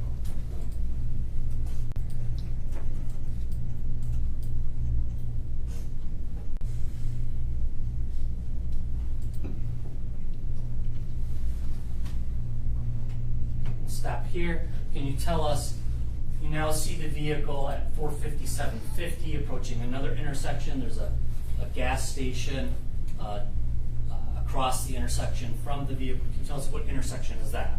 It's 9 Mile and Shaner. 9 Mile and Shaner. Okay, so we're now at Shaner Road. And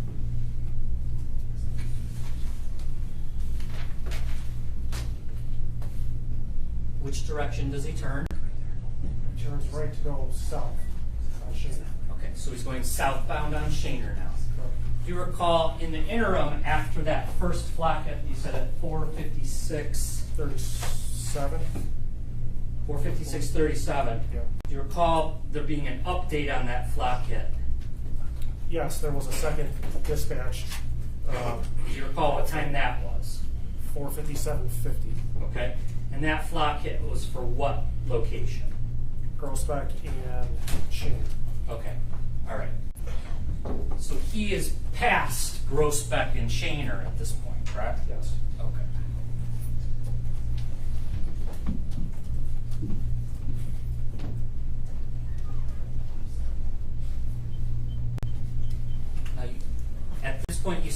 southbound Shaner, is that correct? Yes. Okay.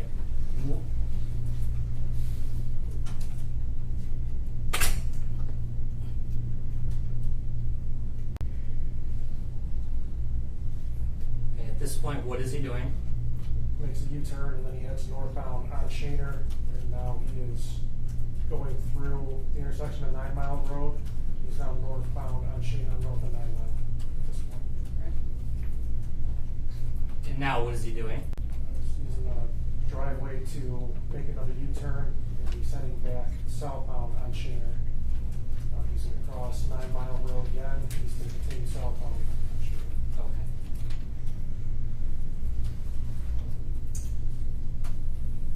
Now at 45844, he's going southbound Shaner, correct?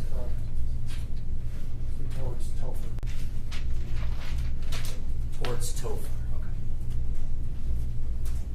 I'll pause right there. At 45853, what direction is he going? South. South on Shaner. Yes. Okay.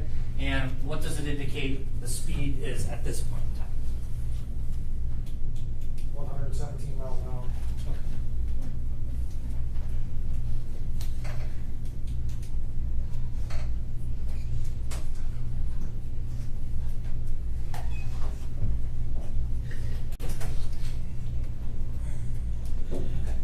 Now, was that the point of impact? Yes. And that occurred at what time, according to the video? Exactly 4:59 a.m.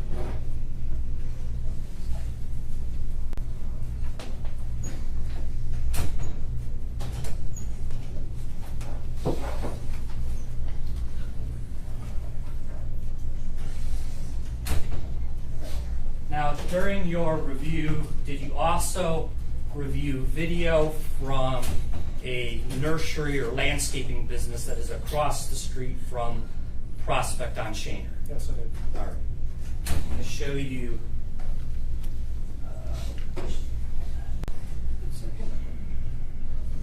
People's Exhibit number 3. Before you do, one question, officer, is that video normal speed that I'm watching that's being shown here? Yes. Okay, go ahead.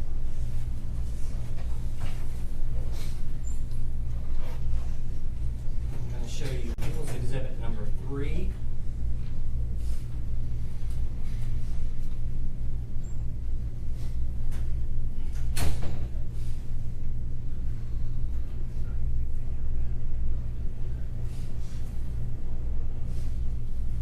I'm going to pause it at this point just to kind of set the scene. Can you tell me, officer, this particular video, we see a roadway going kind of left to right in the photograph, or in this still photo, behind this truck. What road is that? Shaner. Shaner. And then what road would be coming onto Shaner, towards Shaner, right across from that yard in the hiring sign? Prospect.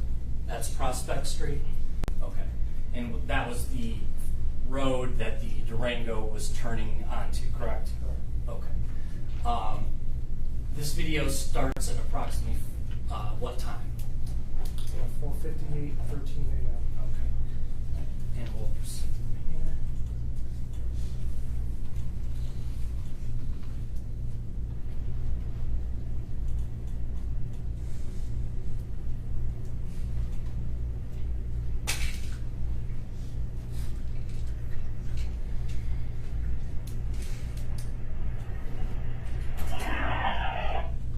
Okay. I'm gonna I kind of missed it, so let me play it again real quick.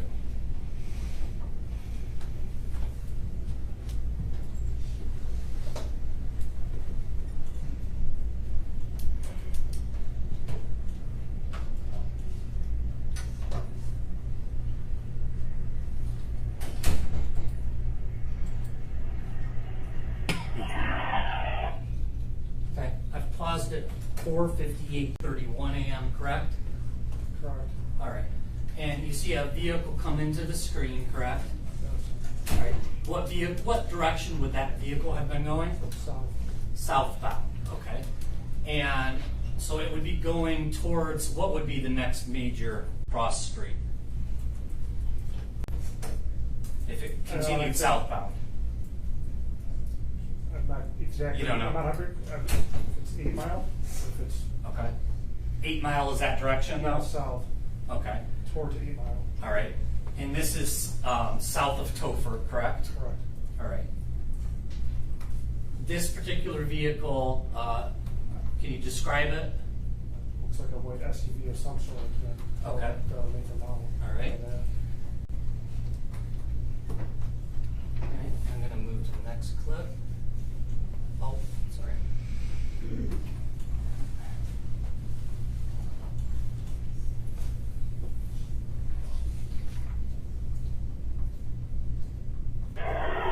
Okay. Starting the next clip for the video, what time does that clip approximately start? 4:58, 32 a.m. All right. And do you see that same white colored SUV proceeding on southbound on Shaner? Correct. Okay. Are there any other vehicles in view on Shaner or Prospect at that point in time? Does not appear to be so.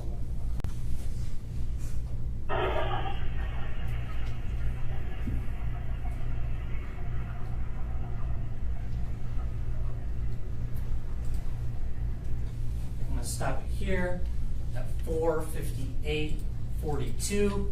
Are you able to see in this video another vehicle come into view? Yes. Okay. And that vehicle is traveling in which direction? Northbound. Northbound Shaner? Yes. All right. And does that vehicle have its headlights on? Yes. All right.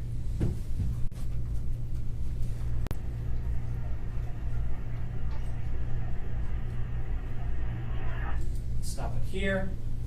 At 4:58:48, do you see a second vehicle now enter into the picture? Yes, I do. All right. And that vehicle's coming from what direction? Coming southbound on Shaner. Traveling southbound on Shaner as well? Okay. Can you describe that vehicle? It's a dark colored sedan. Okay. And that vehicle at this moment is kind of passing by Prospect Street, correct? Correct. For the record. The other vehicle that you indicated was coming northbound, do you now see that vehicle Yes. better in this particular video? Yes. Okay. Can you describe that vehicle? It appears to be a white SUV. Okay. Was that the white Dodge Durango based on your viewing of all the videos? Yes. Okay. So this is the Dodge Durango coming northbound on Chain, correct?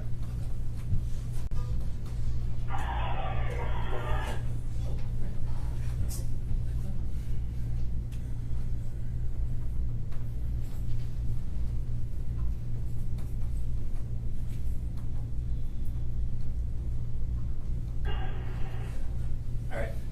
Freezing that, the last clip of the video. What time does this video pick up? 4:50 a.m. All right.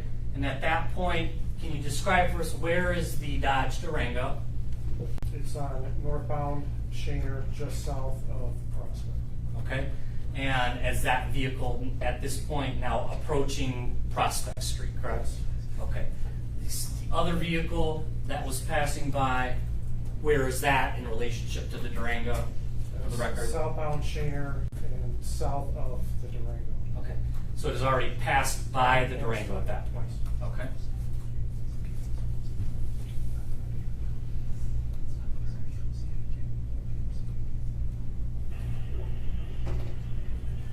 Oh, something happened. Sorry.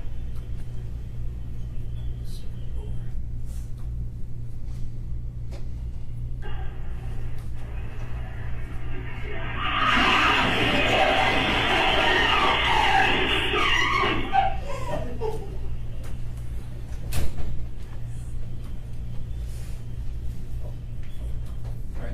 And detective, obviously that shows the impact of the two vehicles right there at the intersection of Shaner and Prospect, correct? Correct.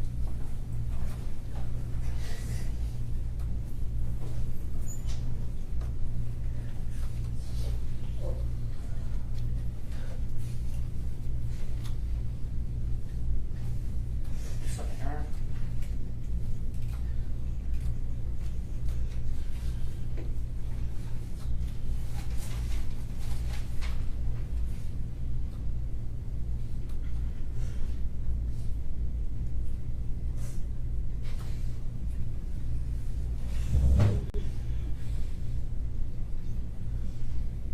Nothing further, thank you. All right, cross-examination, Mr. Curtis. Thank you, Your Honor. Detective Sergeant, congratulations. Thank you. Before you were Detective Sergeant and before you were Detective, did you work for Macomb County Sheriff's Department? Yes, sir. Were you a road patrol officer? I was. Went through the academy? Yep. How long were you on the road? Total, as just a deputy sheriff, about 3 years. Okay. And after those 3 years? I became a detective. Okay. Congratulations on that too. Thank you. In those 3 years, did you work the night shift? For 1 month, right when I got off of training, because I was forced to. Okay. Why didn't you want to work night shift? Sleep schedule was awful for me, and I know that's something I couldn't sustain over a long period of time. And so you went to the day shift, correct? Correct. Would you say that policing on the day shift is different than policing on the night shift? Yes. And is that because of the nature of the calls? Yes. Is it also the fact that on night shift that there's not as much traffic out on the roads as there is on the day? Correct. And is that a factor that is taken into consideration when officers are responding to calls? Yes. And why is that?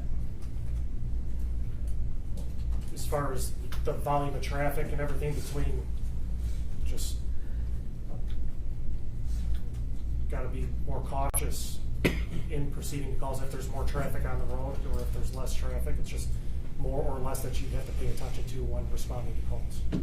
And so being on the night shift is you actually could be working the night shift for a while and get used to there not being any other cars or the usual intensity of traffic, correct? Yeah. And all of a sudden you're on day shift and all of a sudden it's like, okay, where'd all this traffic come from, right? Always. So it makes a difference. Yes. It makes a difference in how you drive your cruiser, Yep. when you activate your emergency equipment, things of that nature, correct? Were you trained on when to activate your overhead lights in regards to conducting a traffic stop? Yes. Okay. And what were you trained?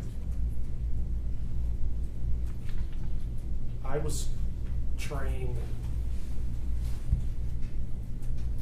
to find a safe place, follow the vehicle until you find a safe location where you feel comfortable stopping that vehicle.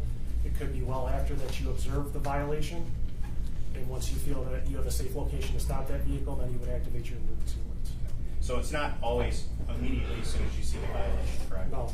And is there a reason, if it is at night or even during the day, that you might not activate your emergency lights as if you're trying to get other units in the area? Yes. If you have a call out for a suspected vehicle that has stolen, it's a confirmed block hit, it's supposed you might have weapons in it, is that something that you're just going to flip on the lights and run up on it? No. Why not? Because you would alert, I mean, they're going to be able to hear your sirens, and especially at night with the bright emergency lights, you're going to be able to see that from quite a distance as well. So you don't want to alert the suspect that you're in the area coming from them, give them a chance to evade. Okay. And I assume that through the academy and probably while you've been working at the department or at the office, because it's the sheriff's office, Correct. that you've received some training in regards to the operation of an emergency vehicle, Yes. specifically these types of cruisers. Yes. And have you specifically been trained on the Ford Explorer? I have driven a Ford Explorer. What trained as far as EVO in the academy, it wasn't on an Explorer, but I have driven an Explorer in my patrol days, yes. And are those cruisers a typical Explorer I could go buy from the Ford dealer? No. Are they equipped for police action and response, correct? Correct. They're equipped to handle high speeds, quick stops, Correct. and movement, correct? Yes. Now, do you know whether or not the cruiser in this video was in fact a Warren police cruiser, correct? Yes. Any reason to doubt it didn't have that same capability as a regular police cruiser? No. Now, in your experience as an officer, is it commonplace for officers to exceed the speed limit in order to respond to a call or catch up to a suspect? Yes. Is it based on, like, is there a standard? Like, you can only go 5 over, or you can only go 10 over, or you can only, correct? No, there's no standard. Because if that was the standard, I mean, let's look at speeding. If that was the standard and somebody goes by you doing 45, if you can only do 45, you're not going to catch up to them, are you? Correct. You're going to have to exceed. Exceed the speed limit. Yeah. If an officer sees a vehicle in the distance and is attempting to try to catch that vehicle at night, would it be unusual for them not to activate their emergency equipment? No, not unusual. And they have to operate in a careful manner, Yep. correct? And accidents happen, correct? Correct. Now, did you have an opportunity to watch any of the body cam videos? Yes, I did.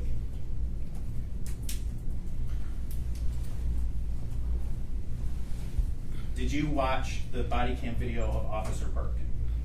Yes.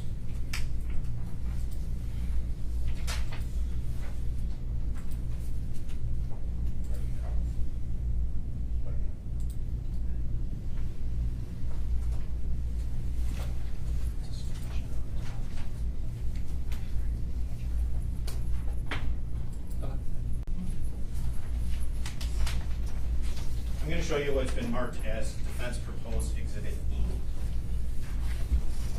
Do you recognize this video? That's a screenshot of Officer Burke's body cam. Yes. Do you recognize that? Yes. Okay. And is it fairly and accurately represent a screenshot of his body cam at that point? Yes. I move for admission of E. All right, Mr. Newman, No objection. it is admitted. Go ahead. Can you tell me what the timestamp is on that On the- video? That is 4:58:49 a.m. And what time was the time of impact? Do you recall? I had it as 4:58:59. And in this video, or in this screenshot, this is the inside of the cruiser, correct? Correct. And you're familiar with a regular setup of a police cruiser? Yeah. Where the lights and the radio, they all pretty much in the same spots? Yes. Okay. Did you have an opportunity to examine this cruiser? Personally, myself? Yeah. No. Okay. I did not. But it's fair to say that all the equipment's in the same spot, correct? Yes. Okay. And on the right-hand side, there's a computer screen. Do you see that? Correct. Do you know what's on that screen? From here, I can't 100% tell you exactly what's on that screen. Or what application he's using. Something's up on the screen, I just can't tell what it is. It's kind of blurry. Okay. And in this incident, you see the steering wheel, correct? And do you see this hand down here? Yes. What is that in the area of? Where the, if you want to call it the control panel of the, at least the lights. Well, usually vehicles, the lights and sirens are in the same general area, but that's where the control panel was for the lights and the sirens. So Officer Burke had his hand in the area of the control panel to activate the emergency lights, correct? Correct. Is that a common practice that officers use before they initiate the emergency lights? Yes. And that would be something they would do as they're trying to catch up to a suspect vehicle? Yes. Now, there's a lot going on in a police cruiser, correct? Yes. You got the radio going, we've got the computer we just talked about, we're watching the road, we're watching what's going on. It's the biggest multitasking job there is, correct? Correct. And it's nice when you have a partner there that can help, but you're still responsible for everything that's happening. Yes. Yeah, I'm not Hey, asking Master. the question being, object. This was no question. Well, let's tighten it up, so I'll sustain it. Thank you. Are you familiar with the flock system? A little bit, just a little backstory on that. Flock came out after I was done on road patrol and I was in the detective bureau, and obviously I was in there for a while, so not a lot of familiarity with the flock system. Is the flock system wired into or transmitted into patrol cars? Do You know? can access it on the laptop of the patrol car, yes. Okay. Do you know whether or not, you had computers when you were in the car, right?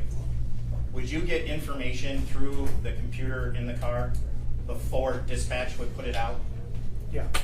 So it's not uncommon for information to come and officers start to react and then dispatch come through, correct?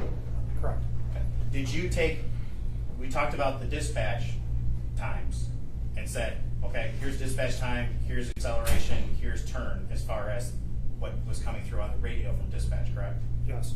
Did you compare the flock hits and or transmissions to the video? I did at one point. I don't recall exactly what the times were on the actual flock hits themselves, so I can't answer that for you right now. So there is a chance that Yeah. those flock hits were coming in prior to the dispatch. Absolutely. And that Officer Rodolfo is actually monitoring the flock, Yes. correct? Yes. And flock doesn't just give you a license plate, correct? No, it gives you a photo of the vehicle as well. Correct. Yeah. So it's not just, hey, this license plate hit. Yes. Correct. All right. And do those flock information give you what that vehicle is wanted for, or what it's wanted for, and what they're looking for, what the bolo would be? I'm having trouble remembering off the top of my head. I'm not sure if it does or not. I just can't remember right now. All right. It's been a while. Yeah, it's been a while. Okay.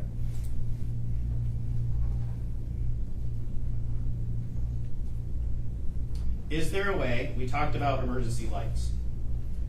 Is there a way that you are aware of that would demonstrate, let me back up, let me lay some foundation.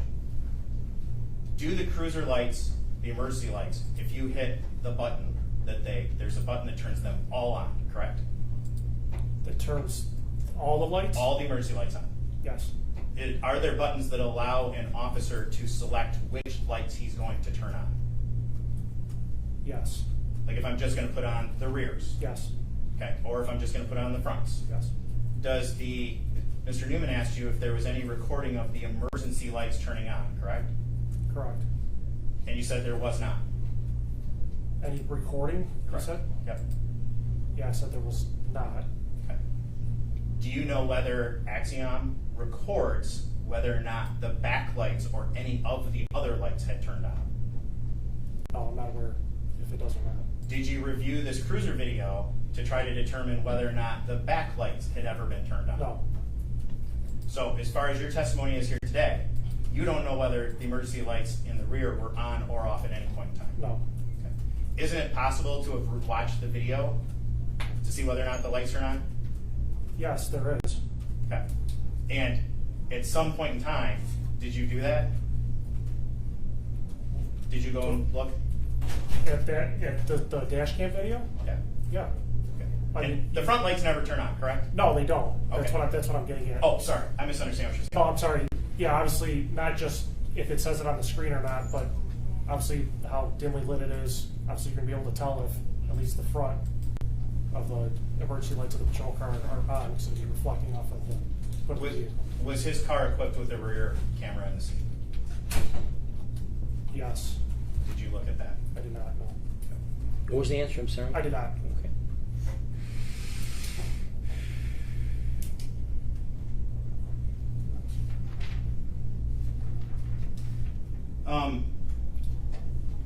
At one point in the video, the cruiser slows down and pulls over to the side of the road, correct?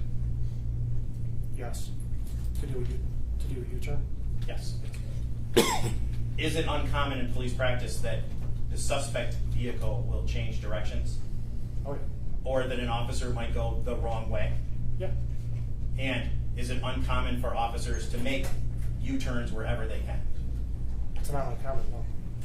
So seeing the U-turn by the Warren Cruiser on the road heading the other direction is not an unusual under the circumstances, correct? No. Because then shortly thereafter, it makes another U-turn through another business, correct? Correct. So the fact of trying to say, hey, look, say the vehicle's driving all over the place and making these turns, that's common practice with police, correct? Yes. Nothing out of the ordinary for that. No. And the fact that he then proceeds towards Mhm. the flock hit, there's nothing unusual about that, correct? No. And that is common police practice that you would see being used throughout the county, throughout the country, basically, correct? Yes.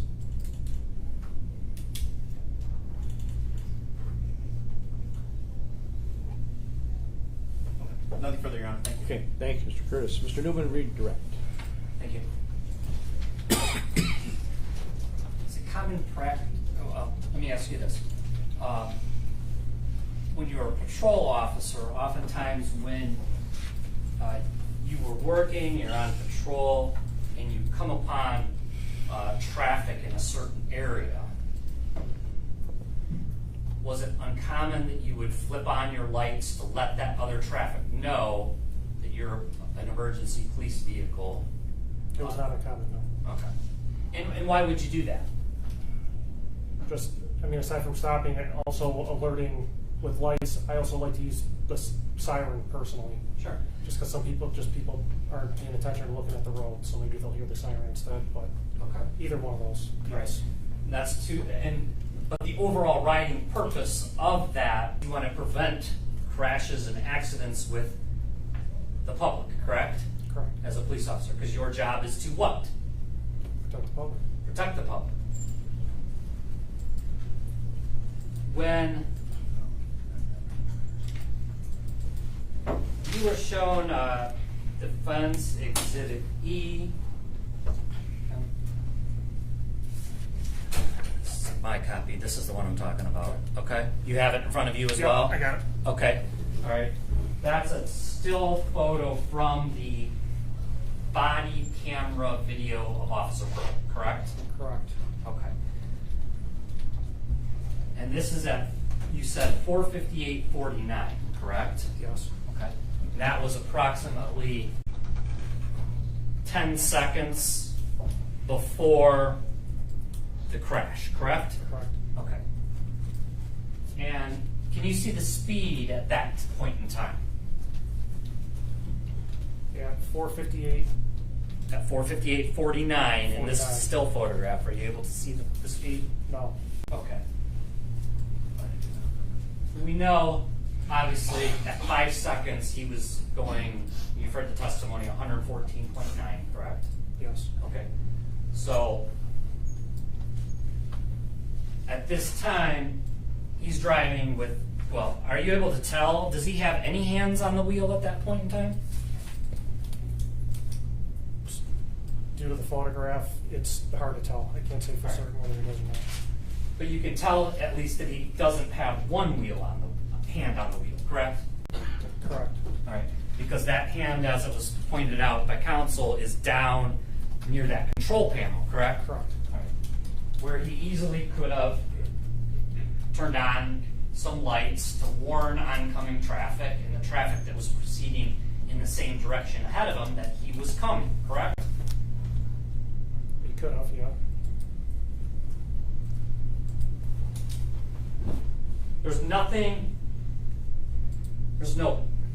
To your knowledge, there's nothing that prevents him from doing that, correct? No.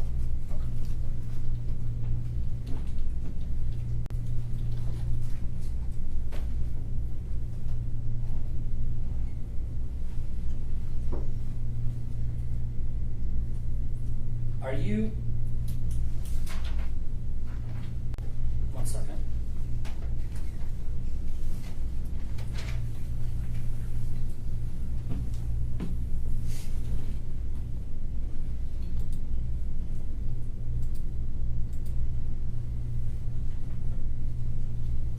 Council asked you about, obviously, the importance of what the traffic is at the time that you're on patrol, correct? Is that something that you're constantly assessing as a police officer as you're on patrol? Absolutely. Operating a motor vehicle? Yes. And why is that? Just affects how, I mean, you gotta pay attention, especially if there's heavier amount of traffic. Okay. And even if it's not heavy traffic, you still have to be aware of all of the vehicles that are on the road, correct? You know.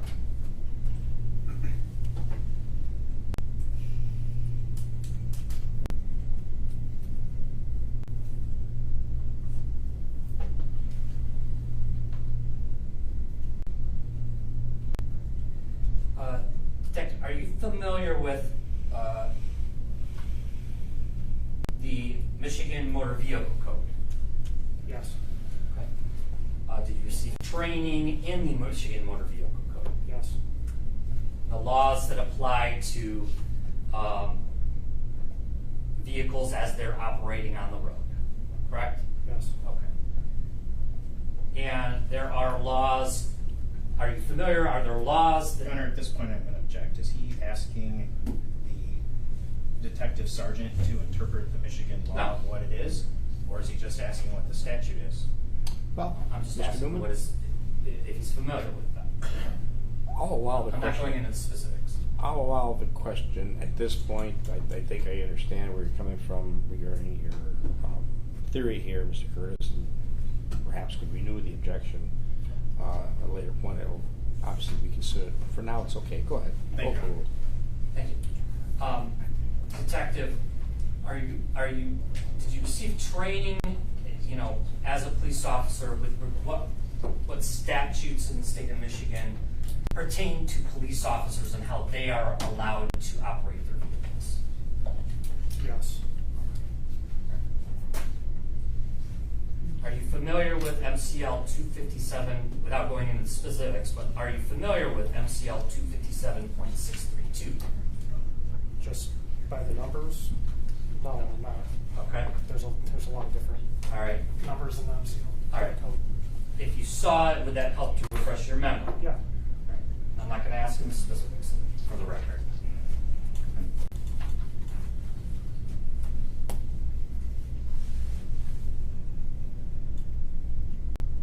Yes, I've seen this before. Okay. All right. So you are familiar with it? Yes. All right. Thank you. And are you familiar with 257.603, Michigan Vehicle Code? I would have to see it to refresh my memory, please.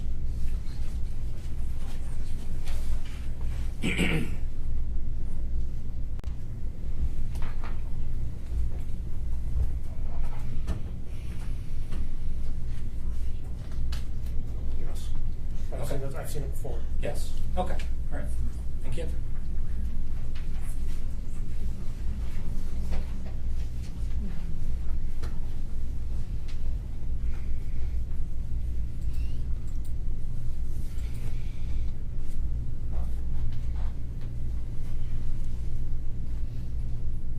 Judge, I would indicate this. I don't have any further questions. I would just ask that the court take judicial notice of those two statutes for the purposes of the case 257, 632, and 603. I don't know that courts take judicial notice of statutes.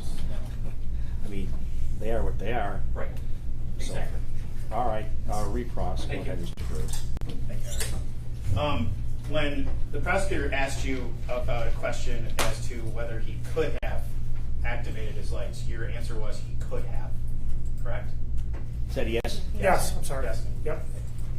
At any point in time, right? Yeah. If you're driving down the road in your patrol car and you're trying to catch up to a suspect and there's nobody between you and that suspect, are you going to activate your emergency lights? No. When are you going to activate them? When either I'm approaching traffic and I feel the need to, or if I'm approaching the suspect vehicle and I feel that it's safe to light them up and try to stop them. Just because there's a car ahead of you in the opposite lane coming in the same direction, you're not going to activate your emergency lights? Your Honor, I'm going to object because it's not relevant with this officer. Your response, Mr. Curtis? Your Honor, we've explored that he is a reasonable police officer in a reasonable situation, and what a reasonable police officer would do in that situation. I think he's entitled to say if there's oncoming traffic and I'm going the opposite direction, whether or not he would turn on his emergency lights. We've explored all this with him to start with. So, Right, normally I would sustain that objection, but since Mr. Newman, you brought it up, we might as well explore it, so I don't think in fairness I can sustain it now. Overruled, go ahead. thank you, Your Honor. Do you remember the question? Yeah, if oncoming traffic, if I would turn my emergency lights on, Yes. no, I would not. Thank you. All right, you can step down, Officer Howell, thank you. Mr. Newman, do the people rest? Yes, sir. All right, Mr. Curtis, you can call your first witness. People call Mr. Charlie Funk.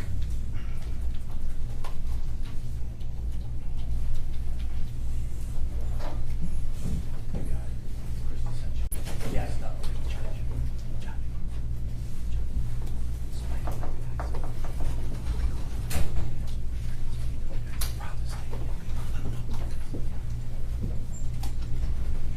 Now, I don't know if you want to take a 5-minute break. He does have a laptop he has to hook up. Okay, On if TV, so- we can do that, then if it's gonna take a little time. for him to do that. All right, we'll take a short 5-minute break.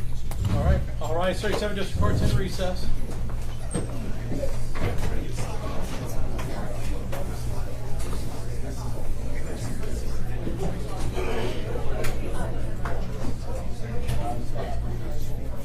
No, this isn't even like 5. He's going to give me time. Okay. It's right around that corner. At least I got a fly. But, sorry. He's